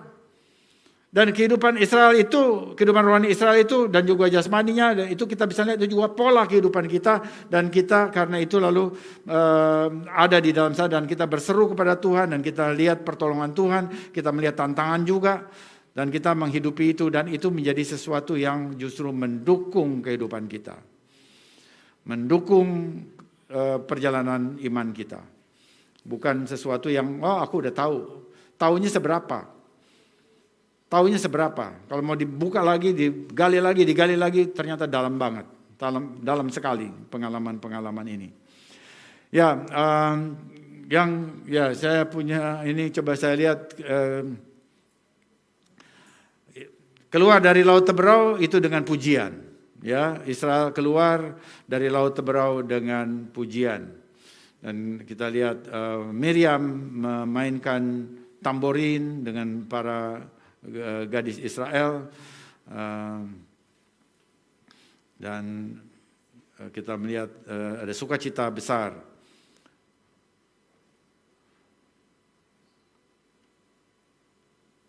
Nah, ada satu ayat ya, barangkali yang saya mesti jangan lewatkan ini ya. Setelah Miriam itu memuji Tuhan, ya kemudian Israel menggerutu lagi. Nah, itu dia ya, itu kehidupan. Jadi udah memuji Tuhan, menghadapi air pahit, menggerutu dimarah, menggerutu. Dan kemudian Tuhan memberikan air di Elim, Tuhan memberikan air yang manis, ya. Air pahit itu di Mara, di Elim itu jadi manis. Lalu disitulah Tuhan di antara Elim dengan Sinai itu mereka ada posisi itu. Lalu Tuhan berjanji bahwa Ia tidak akan menimpakan penyakit yang ditimpakannya kepada orang Mesir apabila mereka mendengar dan melakukan perintah-perintahnya. Nah, sekarang sudah baca Keluaran 15 ayat 26. Ini ayat yang saya kira perlu kita dalami. Firman-Nya, jika kamu sungguh-sungguh mendengar suara Adonai Elohimu dan melakukan apa yang benar di matanya dan memasang telingamu kepada perintah-perintahnya, yaitu misfotai, dan tetap mengikuti segala ketetapannya, kukai, maka aku tidak akan menimpakan kepadamu penyakit manapun yang telah kutimpakan kepada orang Mesir. Sebab aku, Adonai, Yud-He-Wav-He, yang menyembuhkan engkau. Adonai, dalam bahasa Ibrani, Adonai Rofeka, Yud-He-Wav-He, Rofeka. Nah, di sini kita membaca dan saya seringkali juga berdoa memakai ayat ini. Tetapi sekarang ternyata saudara kita mesti mempelajari ini secara lengkap. Ya, jangan mengambil sebagian ayat. Lalu kita memakainya terus-menerus sebagian ayat saja dan tidak memahami itu secara lengkap. Nah, ini perlunya Torah itu dipelajari terus dalam cycle, karena ada satu saat kita lewat satu tahun ini kita lewat begitu aja, tapi satu tahun ini kita mau membahas ini. Ya. Jadi dengan ayat ini kita bisa melihat ya Tuhan menjanjikan akan menjaga kesehatan dari umat Israel. Supaya Israel tidak menjadi korban penyakit alamiah, ya, penyakit-penyakit. Nah, coba kita dalami ya.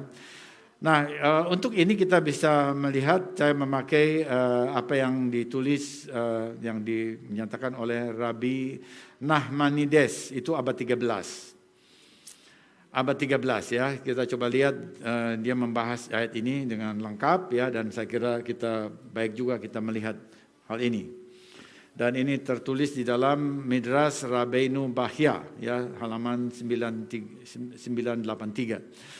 Jadi Nachmanides dia menulis begini.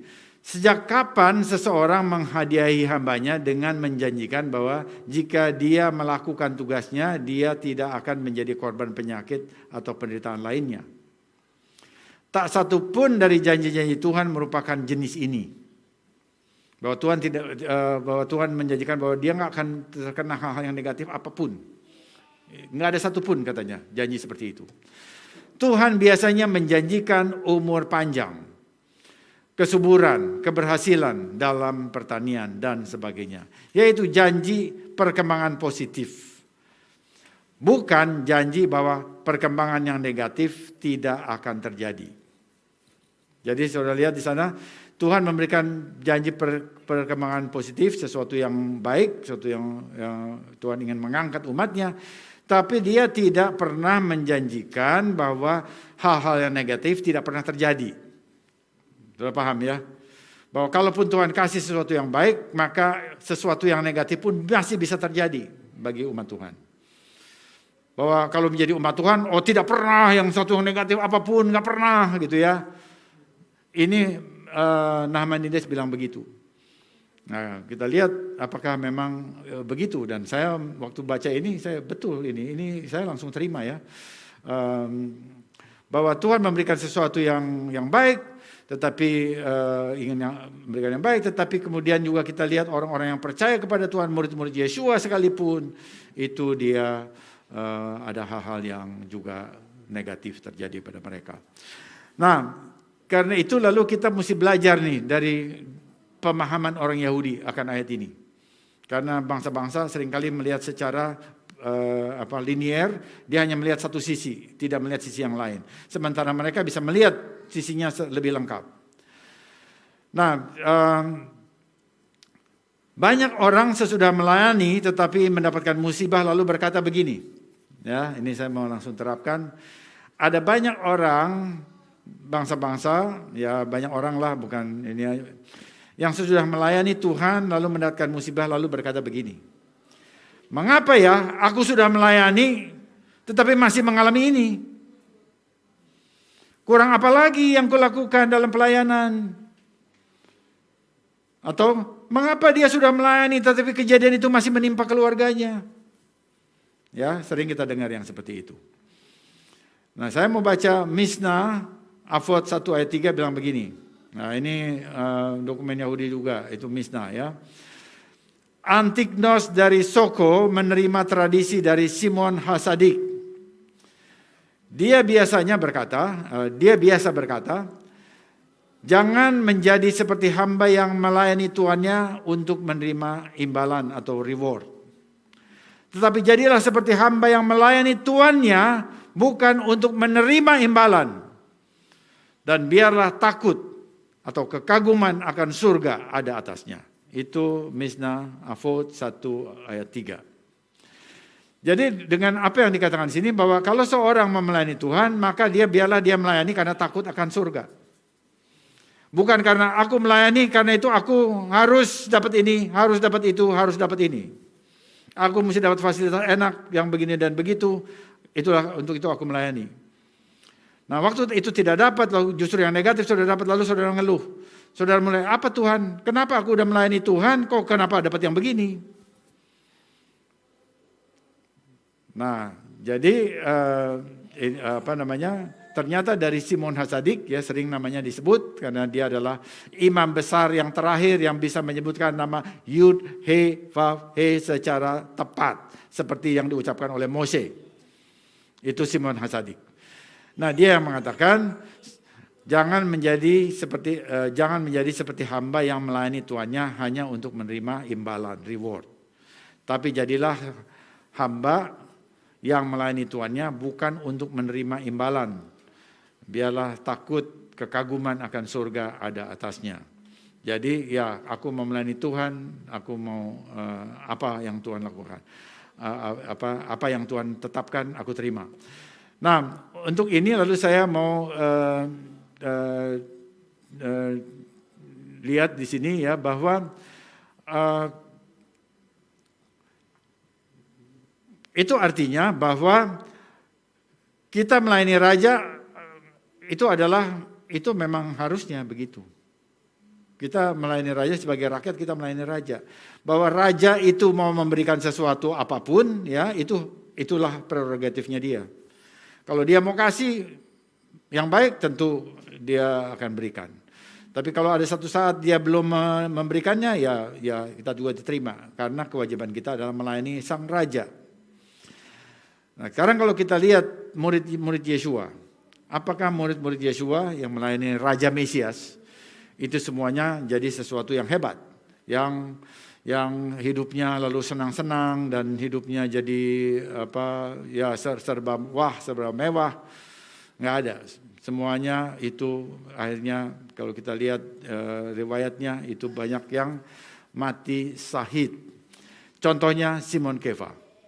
Simon Kefa melayani Tuhan, dia menulis banyak doa yang dipakai oleh orang Yahudi sampai sekarang.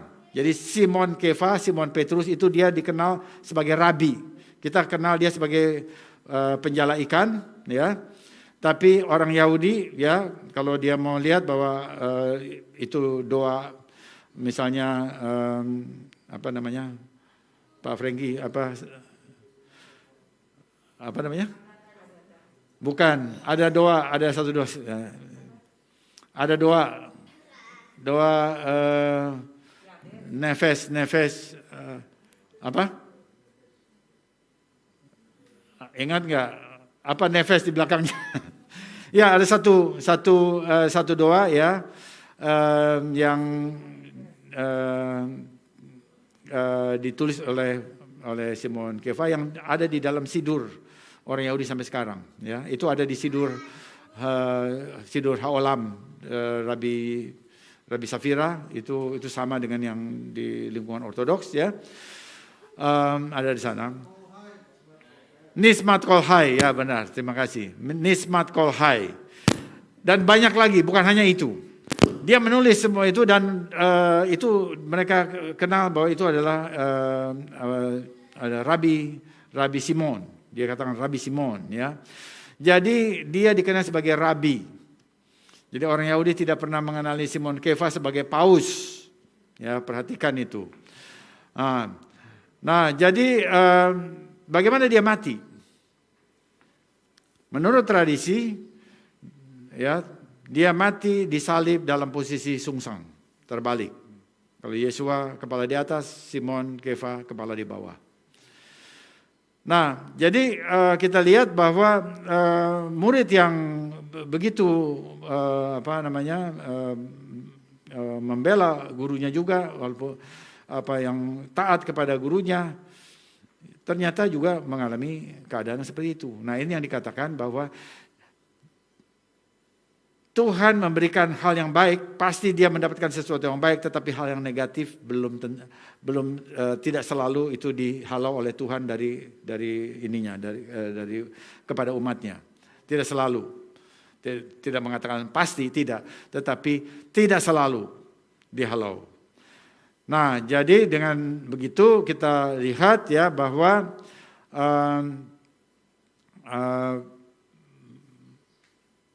Israel, ya, balik lagi ke sana, bahwa Israel, Tuhan janji bahwa Tuhan akan menyembuhkan, ya, itu dengan menyembuhkan Israel itu dengan satu persyaratan. Ya, di sana ada sesuatu yang dikatakan bahwa tadi kita baca, ya, di sana jika. Nah, itu selalu saudara mesti baca. Jika, if. Kalau if itu artinya ada syaratnya. Seringkali kita hanya membaca aku Tuhan yang menyembuhkan engkau. Wah, gitu ya. Ya, itu benar. Tetapi kita lupa membaca atasnya. Jika kamu sungguh-sungguh mendengar suara Adonai Elohimmu. Ya, baru di bawahnya aku Tuhan yang menyembuhkan engkau. Jadi kalau kita tidak melakukan, ya tidak bisa. Nggak bisa.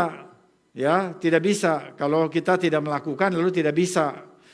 Dan kemudian saudara perhatikan di sana, ya, kita lihat di sana ada perkataan perintah-perintah itu misfotai. Semua perintah Tuhan. Lalu kemudian ketetapan itu apa? Kukai itu termasuk di dalamnya adalah aturan makan kosher. Itu kukai. Ya, jadi ternyata ada banyak penyakit gara-gara makanan. Saudara nggak punya disiplin dalam hal makanan, lalu kemudian sakit, lalu berdoa pada Tuhan, engkaulah Tuhan yang menyembuhkan. Padahal Tuhan tidak mengatakan bahwa dia pasti akan menyembuhkan itu. Dia katakan jika kamu sungguh-sungguh mendengar suaraku, Adonai. Melakukan apa yang memasang telinga, mengikuti segala ketetapan. Itu kan banyak ininya, prerequisite-nya. Nah, kalau itu semua sudah dilakukan, maka akulah Adonai yang menyembuhkan engkau. Nah, barangkali itu, ya, yang kita mesti lihat. Jadi kita selalu, pasti kita akan berdoa untuk kesembuhan. Pasti kita berdoa. Saya selalu berdoa, saudara kasih datanya, informasinya kita doakan. Tetapi kita berdoa, Tuhan yang jawab. Nah, Tuhan jawabnya itu berdasarkan anugerah. Dan dia berdasarkan juga apa yang dia firmankan. Nah, firmannya itu jelas kok, ya. Bahwa kalau kita bisa melihat, ya, itu apa yang Tuhan katakan di dalam ayat tadi, Keluaran 15 ayat 26, itu juga merupakan satu peringatan, bukan hanya janji di sana. Itu peringatan. Itu peringatan. Kalau kamu tidak melakukan itu, maka itu hal-hal itu yang ada di Mesir itu bisa menimpa kamu. Nah, itu diperjelas, ya, di dalam Ulangan 28 ayat 60. Coba saudara lihat Ulangan 28 ayat 60, dia bilang begini. Moses berkata, dia akan mendatangkan pula segala penderitaan di Mesir yang kau takuti itu kepadamu, sehingga semuanya itu melekat padamu. Ya, jadi Tuhan bisa menimpakan apa yang ada di Mesir itu kepada umatnya sendiri ketika umatnya tidak melakukan mendengar suara Tuhan, melakukan apa yang benar di matanya, memasang telinganya atas perintah-perintah Tuhan, mengikuti ketetapannya. Jika kamu melakukan itu semua, kata Tuhan, baru aku tidak menimpakan penyakit manapun di Mesir. Tetapi kalau kamu tidak melakukan itu, maka aku bisa menimpakan penyakit yang ada di Mesir kepada kamu. Ya, jelas ya. Jadi kita mesti punya pendekatan yang lebih baik terhadap kesehatan, makanan. Ya, itu tadi makanan itu adalah salah satu dari kukai, dari kukim, ketetapan itu. Tapi juga perintah-perintah yang lain, Jadi kalau kita lihat begini, maka kita lebih dewasa, bukan kita melanggar perintah Tuhan lalu sakit, lalu minta doa kesembuhan. Ya Tuhan juga Tuhan akan mendengar itu, Tuhan juga bisa memberikan. Tetapi kalau dia tidak jawab, juga nggak apa-apa, nggak ada masalah. Karena itu dilakukan dengan melanggar firman Tuhan. Penyakit itu kena karena melanggar firman Tuhan. Karena itu lalu kita tahu bahwa doa kesembuhan itu bisa Tuhan jawab ya, bisa juga tidak. Lebih dewasa ya untuk melihat hal ini. Tetapi kalau kita sudah melakukan semua yang dikehendaki Tuhan, maka di sini dia katakan, dia menjanjikan bahwa aku akan tidak menimpakan penyakit manapun yang telah kutimpakan di Mesir. Karena akulah Tuhan yang menyembuhkan. Saya rasa kita bisa mempelajari ini dengan lebih baik. Jadi di dalam ayat tadi, Keluaran 15 ayat 26, itu ada peringatan. Bahkan kalau mau lebih ditegaskan lagi, bisa merupakan satu ancaman. Kalau kamu tidak dengar, aku bisa berikan penyakit itu. Ya, kalau peringatan, ambil positifnya, lalu itu jadi peringatan. Kalau kamu mendengar, aku tidak akan menimpakan. Itu peringatan. Tapi kalau dia ambil sisi negatifnya, di sudut negatifnya yang kita lihat, kalau kamu tidak melakukan, maka aku akan menimpakan. Nah, itu adalah ancaman. Nah, kita mesti lihat ayat-ayat ini dengan lebih jelas ya, dengan lebih sudut pandangnya lebih dewasa, lebih lengkap, supaya dengan demikian kita tidak menjatuhkan semacam tuduhan, bagaimana Tuhan, kenapa sih Tuhan, gimana begitu ya. Tetapi kita mau justru melihat bahwa kita sebagai anak Tuhan, sebagai hamba Tuhan, kita justru harus mendengar segala yang Tuhan perintahkan. Ya, itu yang ketiga ya. Kemudian ada ini satu bagian lagi, ini satu serangan Amalek, ini keempat. Serangan Amalek. Jadi Israel dia sampai di Meriba, dan di sana dia bersungut-sungut lagi. Dan waktu dia bersungut-sungut di Meriba, dia mengatakan, apakah ada Tuhan di tengah kita? Wah, itu udah serius, saudara. Apakah ada Tuhan di tengah kita waktu mereka menghadapi ini? Nah, ini kita juga mesti berkaca nih. Waktu kita dihadapkan kepada satu keadaan yang sulit dan sebagainya, apakah ada Tuhan gitu ya?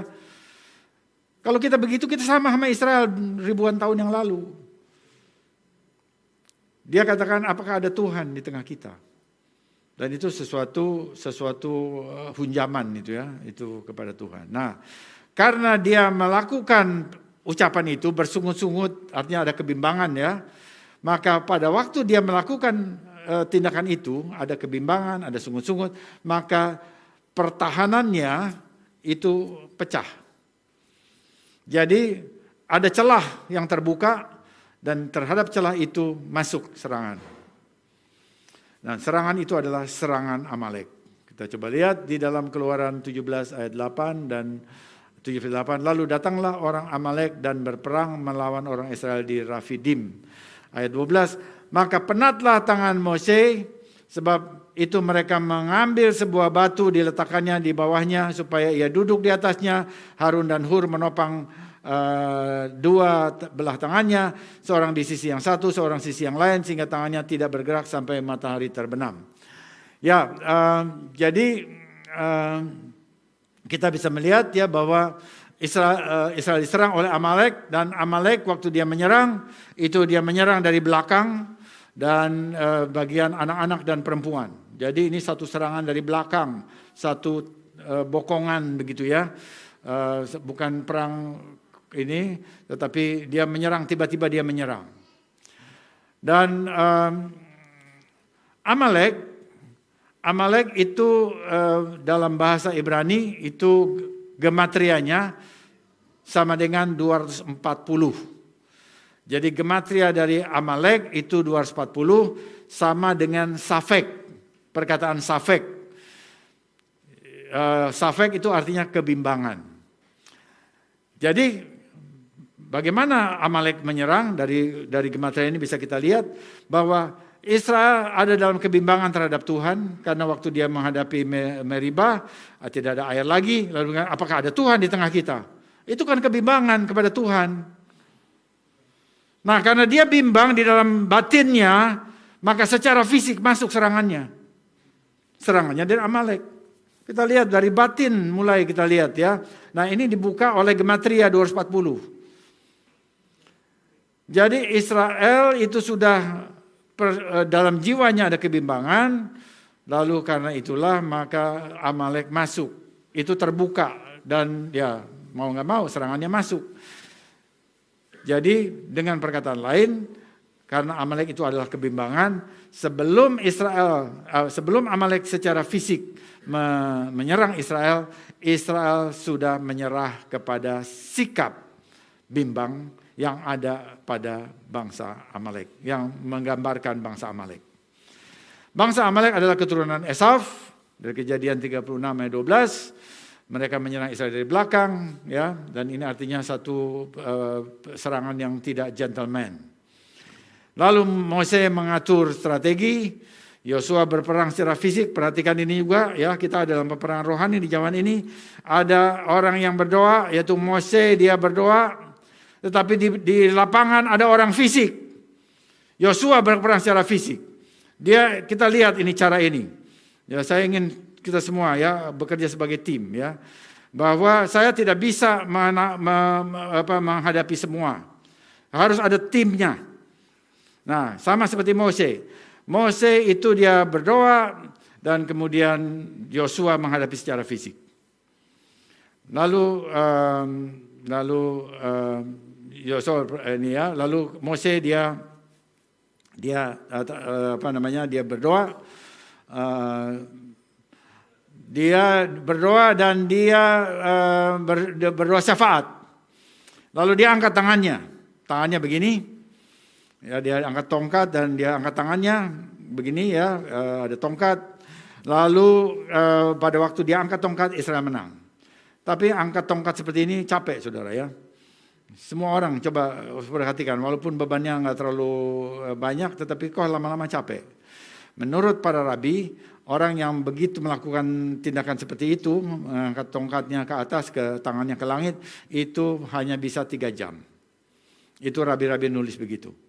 Ya, dan karena itulah maka kita lihat satu orang tidak bisa menanggung semua pelayanan Tuhan. Mesti ada apa? Mesti ada teamwork. Karena itu lalu satu di sini Aharon, satu di sini Hur menopang Mose. Sehingga begitulah terus menerus si Mose bisa mengangkat tangannya dan dengan tongkatnya. Dan selama tangannya itu diangkat seperti itu, maka Israel menang. Israel bersatu melawan Amalek. Mereka bahu-membahu, tidak menggerutu lagi. Saudara lihat, ya, waktu dihadapkan kepada serangan lalu enggak menggerutu. Mereka bersatu. Waktu mereka bersatu, Tuhan memberikan kemenangan. Nah, kebenaran ini sudah kita pelajari justru sebelum kita udah masuk belum jadi mesianik pun saya udah tahu yang seperti ini. Saudara katakan kita juga udah tahu. Tetapi saudara lihat sekarang bahwa Torah itu terus menerus diulangi dan ini sekarang pada kenyataannya kita sedang menghadapi ini. Kita sedang menghadapi ini dalam peperangan rohani di dalam era digitalisasi katanya begitu ya. Nah, apakah kebenaran ini sudah kita lupakan? Ya, jadi era COVID itu 2 tahun kita udah ada di sana, itu meninabobokan kita untuk selalu berperhatian pada urusan sendiri. Tetapi tidak mengingat urusan komunitas. Urusan kita sendiri. Bukan urusan komunitas. Coba saudara perhatikan ini ya. Jadi kita dalam keadaan seperti itu lalu memang rentan terhadap serangan. Nah, karena itu kita mesti kembali kepada prinsip-prinsip ini bahwa kita memang sebagai satu komunitas kita perlu ada di dalam satu kesatuan. Bersatu hati, saling mendukung untuk membangun. Jangan saling menjatuhkan ya, bukan untuk menjatuhkan, bukan serang menyerang dan ini. Kita coba bangun. Bangun sesuatu. Kita bisa ada perbedaan, tetapi kita membangun sesuatu. Berpihak kepada komunitas. Dan itu adalah value. Salah satu nilai dari GKMI adalah respect kepada komunitas. Membela komunitas. Kalau saudara tidak ada di nilai itu, saudara memang tidak ada di GKMI. Membangun komunitas. Bela komunitasmu. Sama itu seperti dari Israel. Israel, kalau orang yang tidak menghargai Israel, orang Israel tidak menghargai Israel, maka dia dianggap bukan Israel lagi. Karena dia tidak menghargai Israel. Karena itu kita bisa melihat Mose. Mose kenapa dia sangat dihargai Israel? Karena dia mau mati untuk Israel. Bedakan sama Elia. Elia mengatakan, oh itu semuanya itu sudah semua jadi penyembah berhala, cuma aku sendiri. Sehingga dia memisahkan dirinya dari Israel. Karena itu penilaian terhadap Elia, dia nabi besar, tapi toh dia turun. Dia bukan sebesar Mose. Nah, jadi kita bisa melihat orang yang membela komunitas, kita ingat. Ya, siapa yang membela komunitas. Nah, jadi kita sekarang kita melihat begini, apakah mungkin Tuhan justru membiarkan Amalek menyerang kita agar kita bersatu? Tuhan membiarkan Amalek menyerang kita supaya kita bersatu, supaya kita perhatian sama komunitas gitu loh. Roh Amalek ada di sekitar kita. Bagaimana cara menyerangnya? Saudara tanya. Cara menyerang Amalek dengan lashon hara. Lidah jahat. Lashon hara harus dikalahkan dengan lashon kodes. Lidah kudus dengan firman Tuhan, dengan ajaran Mesias. Saya mau sebutkan di sini ajaran Mesias. Mesias mengatakan begini. Tetapi apa yang keluar dari mulut berasal dari hati. Dan itulah yang menajiskan orang. Karena dari hati timbul segala pikiran jahat, pembunuhan, perzinahan, percabulan, pencurian, sumpah palsu, dan hujat. Itulah yang menajiskan orang. Matius 15 ayat 18 sampai 20. Jadi kita bisa melihat bahwa saat inilah kita bisa melihat bahwa ada ucapan-ucapan hujat, ucapan anti toleran, ya, bertaburan di medsos dan juga itu bisa ditujukan kepada kita. Dan bagaimana menyikapinya? Saya menyikapi dan ayat ini sangat menolong. Bahwa kalau kita tidak melakukan hal-hal yang buruk, tidak melakukan sesuatu yang salah, tetapi kemudian ada orang menyerang dengan ucapan-ucapan buruk, ucapan-ucapan yang tidak benar, ucapan sia-sia, maka itu sebetulnya menyatakan isi hati orang itu sendiri. Karena dari dalam hati, Yesus mengatakan, timbul pikiran jahat. Pembunuhan, perzinahan, percabulan, pencurian, sumpah palsu, dan hujat. Jadi itu menyatakan dirinya sendiri. Jadi waktu kita lihat begini dan kita tidak melakukan apa-apa yang dituduhkan misalnya, maka itu sebenarnya menyatakan dirinya sendiri, batinnya penuh dengan hujat. Ya, jadi itu membuat kita tidak perlu merasa perlu membalas begitu ya. Tidak perlu ya, karena Tuhan Raja, Dia Hakim, Dia lihat semuanya. Dan ini juga Yesus sudah mengatakan demikian. Nah, itu kata-kata jadi sekali lagi di lingkungan kita juga. Kata-kata kita itu mencerminkan milieu. Milieu itu apa? Lingkungan sosial seseorang. Jadi kalau kata-katanya itu untuk sesuatu hal lalu kemudian dia membual-bual dengan kata-kata yang buruk, maka itu sebetulnya bukan karena masalahnya tapi dalam dirinya sendiri. Milieunya dia itu yang bicara. Supaya kita juga mesti hati-hati ini ya. Jadi saudara dan saya adalah murid Mesias yang raja. Yeshua yang raja, Mesias yang raja. Jangan mau kita diturunkan levelnya ke tingkat jalanan. Ya, kita murid Mesias yang raja dan kita bukan murid tingkat jalanan. Dan keadaan masa ini, masa sekarang ini, ya, era digitalisasi, sudah dinubuatkan, sudah ditulis oleh Rabi Shaul Paulus. Sudah dikatakan dalam Rabi Shaul Paulus, saya bacakan, ada 5 ayat saya bacakan dalam 2 Timotius 3 ayat 1-5. Ketahuilah bahwa pada hari-hari terakhir akan datang masa yang sukar. Hari-hari apa? Hari-hari terakhir. Sekarang ini adalah hari-hari terakhir. Ayat 2, manusia akan menyintai dirinya sendiri dan menjadi hamba uang. Mereka akan membual dan menyombongkan diri. Mereka akan menjadi pemfitnah. Mereka akan memberontak terhadap orang tua dan tidak tahu berterima kasih. Tidak mempedulikan agama. Tidak tahu mengasihi. Tidak mau berdamai. Suka menjelekkan orang. Tidak dapat mengekang diri. Garang. Tidak suka yang baik. Suka mengkhianat. Tidak berpikir panjang. Berlagak tahu. Lebih menuruti hawa nafsu daripada menuruti Tuhan. Secara lahiriah mereka menjalankan ibadah mereka. Tapi pada hakikatnya mereka memungkiri kekuatannya. Jauhilah mereka itu. Ini Rabi Shaul Paulus, Rasul ya, kepada bangsa-bangsa 2000 tahun yang lalu dia tulis ini kepada Timotius. Ya, jadi ini menjadi satu hal yang menjadi perlu kita lihat dalam semua situasi yang ada pada saat ini. Kita lihat hujat itu di mana-mana ya, antara kelompok agama terhadap agama yang lain, agama di dalam agamanya sendiri itu terjadi dan itu adalah tanda akhir zaman. Nah, tapi ada satu hal lagi di sini yang kita lihat adalah gambaran mesianik ya. Bahwa waktu Mose dia mengangkat tangannya seperti ini dengan kayu di sana, ya itu ada 2 orang, satu di kiri, satu di kanan. Itu adalah posisi waktu Yeshua disalib. Jadi Yeshua disalib ada 1 orang di kanan, 1 orang di tangan kiri. Dan waktu Mose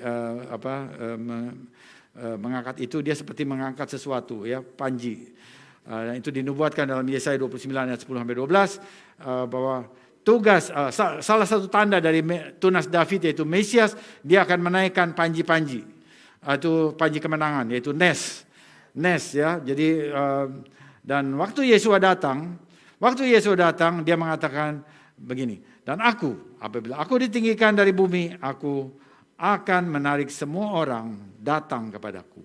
Yohanes 12 ayat 32. Jadi bagaikan panji, dia dinaikkan, itu jadi panji-panji kemenangan, dan dia akan menarik semua orang, baik Yahudi maupun bangsa-bangsa kepadanya. Dan ini berlaku sampai hari ini, sehingga baiklah kita bersuka cita, karena Mesias kita adalah panji kemenangan kita. Amin. Mari kita berdoa. Bapa dalam surga, terpujilah nama-Mu. Terima kasih ya Tuhan untuk anugerah yang Tuhan berikan kepada kami. Terima kasih untuk firman Tuhan. Terima kasih untuk kekuatan yang berasal dari Tuhan menghadapi peperangan rohani yang kami lakukan pada zaman ini. Dengan gaya, dengan modus zaman ini ya Tuhan. Biar kami Tuhan selalu dilengkapi oleh kuasa Ruh Kudus. Kami selalu dilindungi dengan iman, yaitu perisai iman ya Tuhan, dan juga kami boleh mendapatkan pedang roh untuk mengalahkan, untuk mematahkan semua argumen yang berasal dari pikiran manusia. Kami bersyukur kami menjadi umat Tuhan, dan biar kami boleh tetap memegang Mesias Yesua sampai pada akhirnya. Kami sampai kepada bagian lain dari laut Teberau itu, dan kami bersuka cita karena Tuhan adalah kemenangan kami. Haleluya, terima kasih Bapak, di dalam nama Mesias Yesua kami berdoa dan mengucapkan syukur. Amin.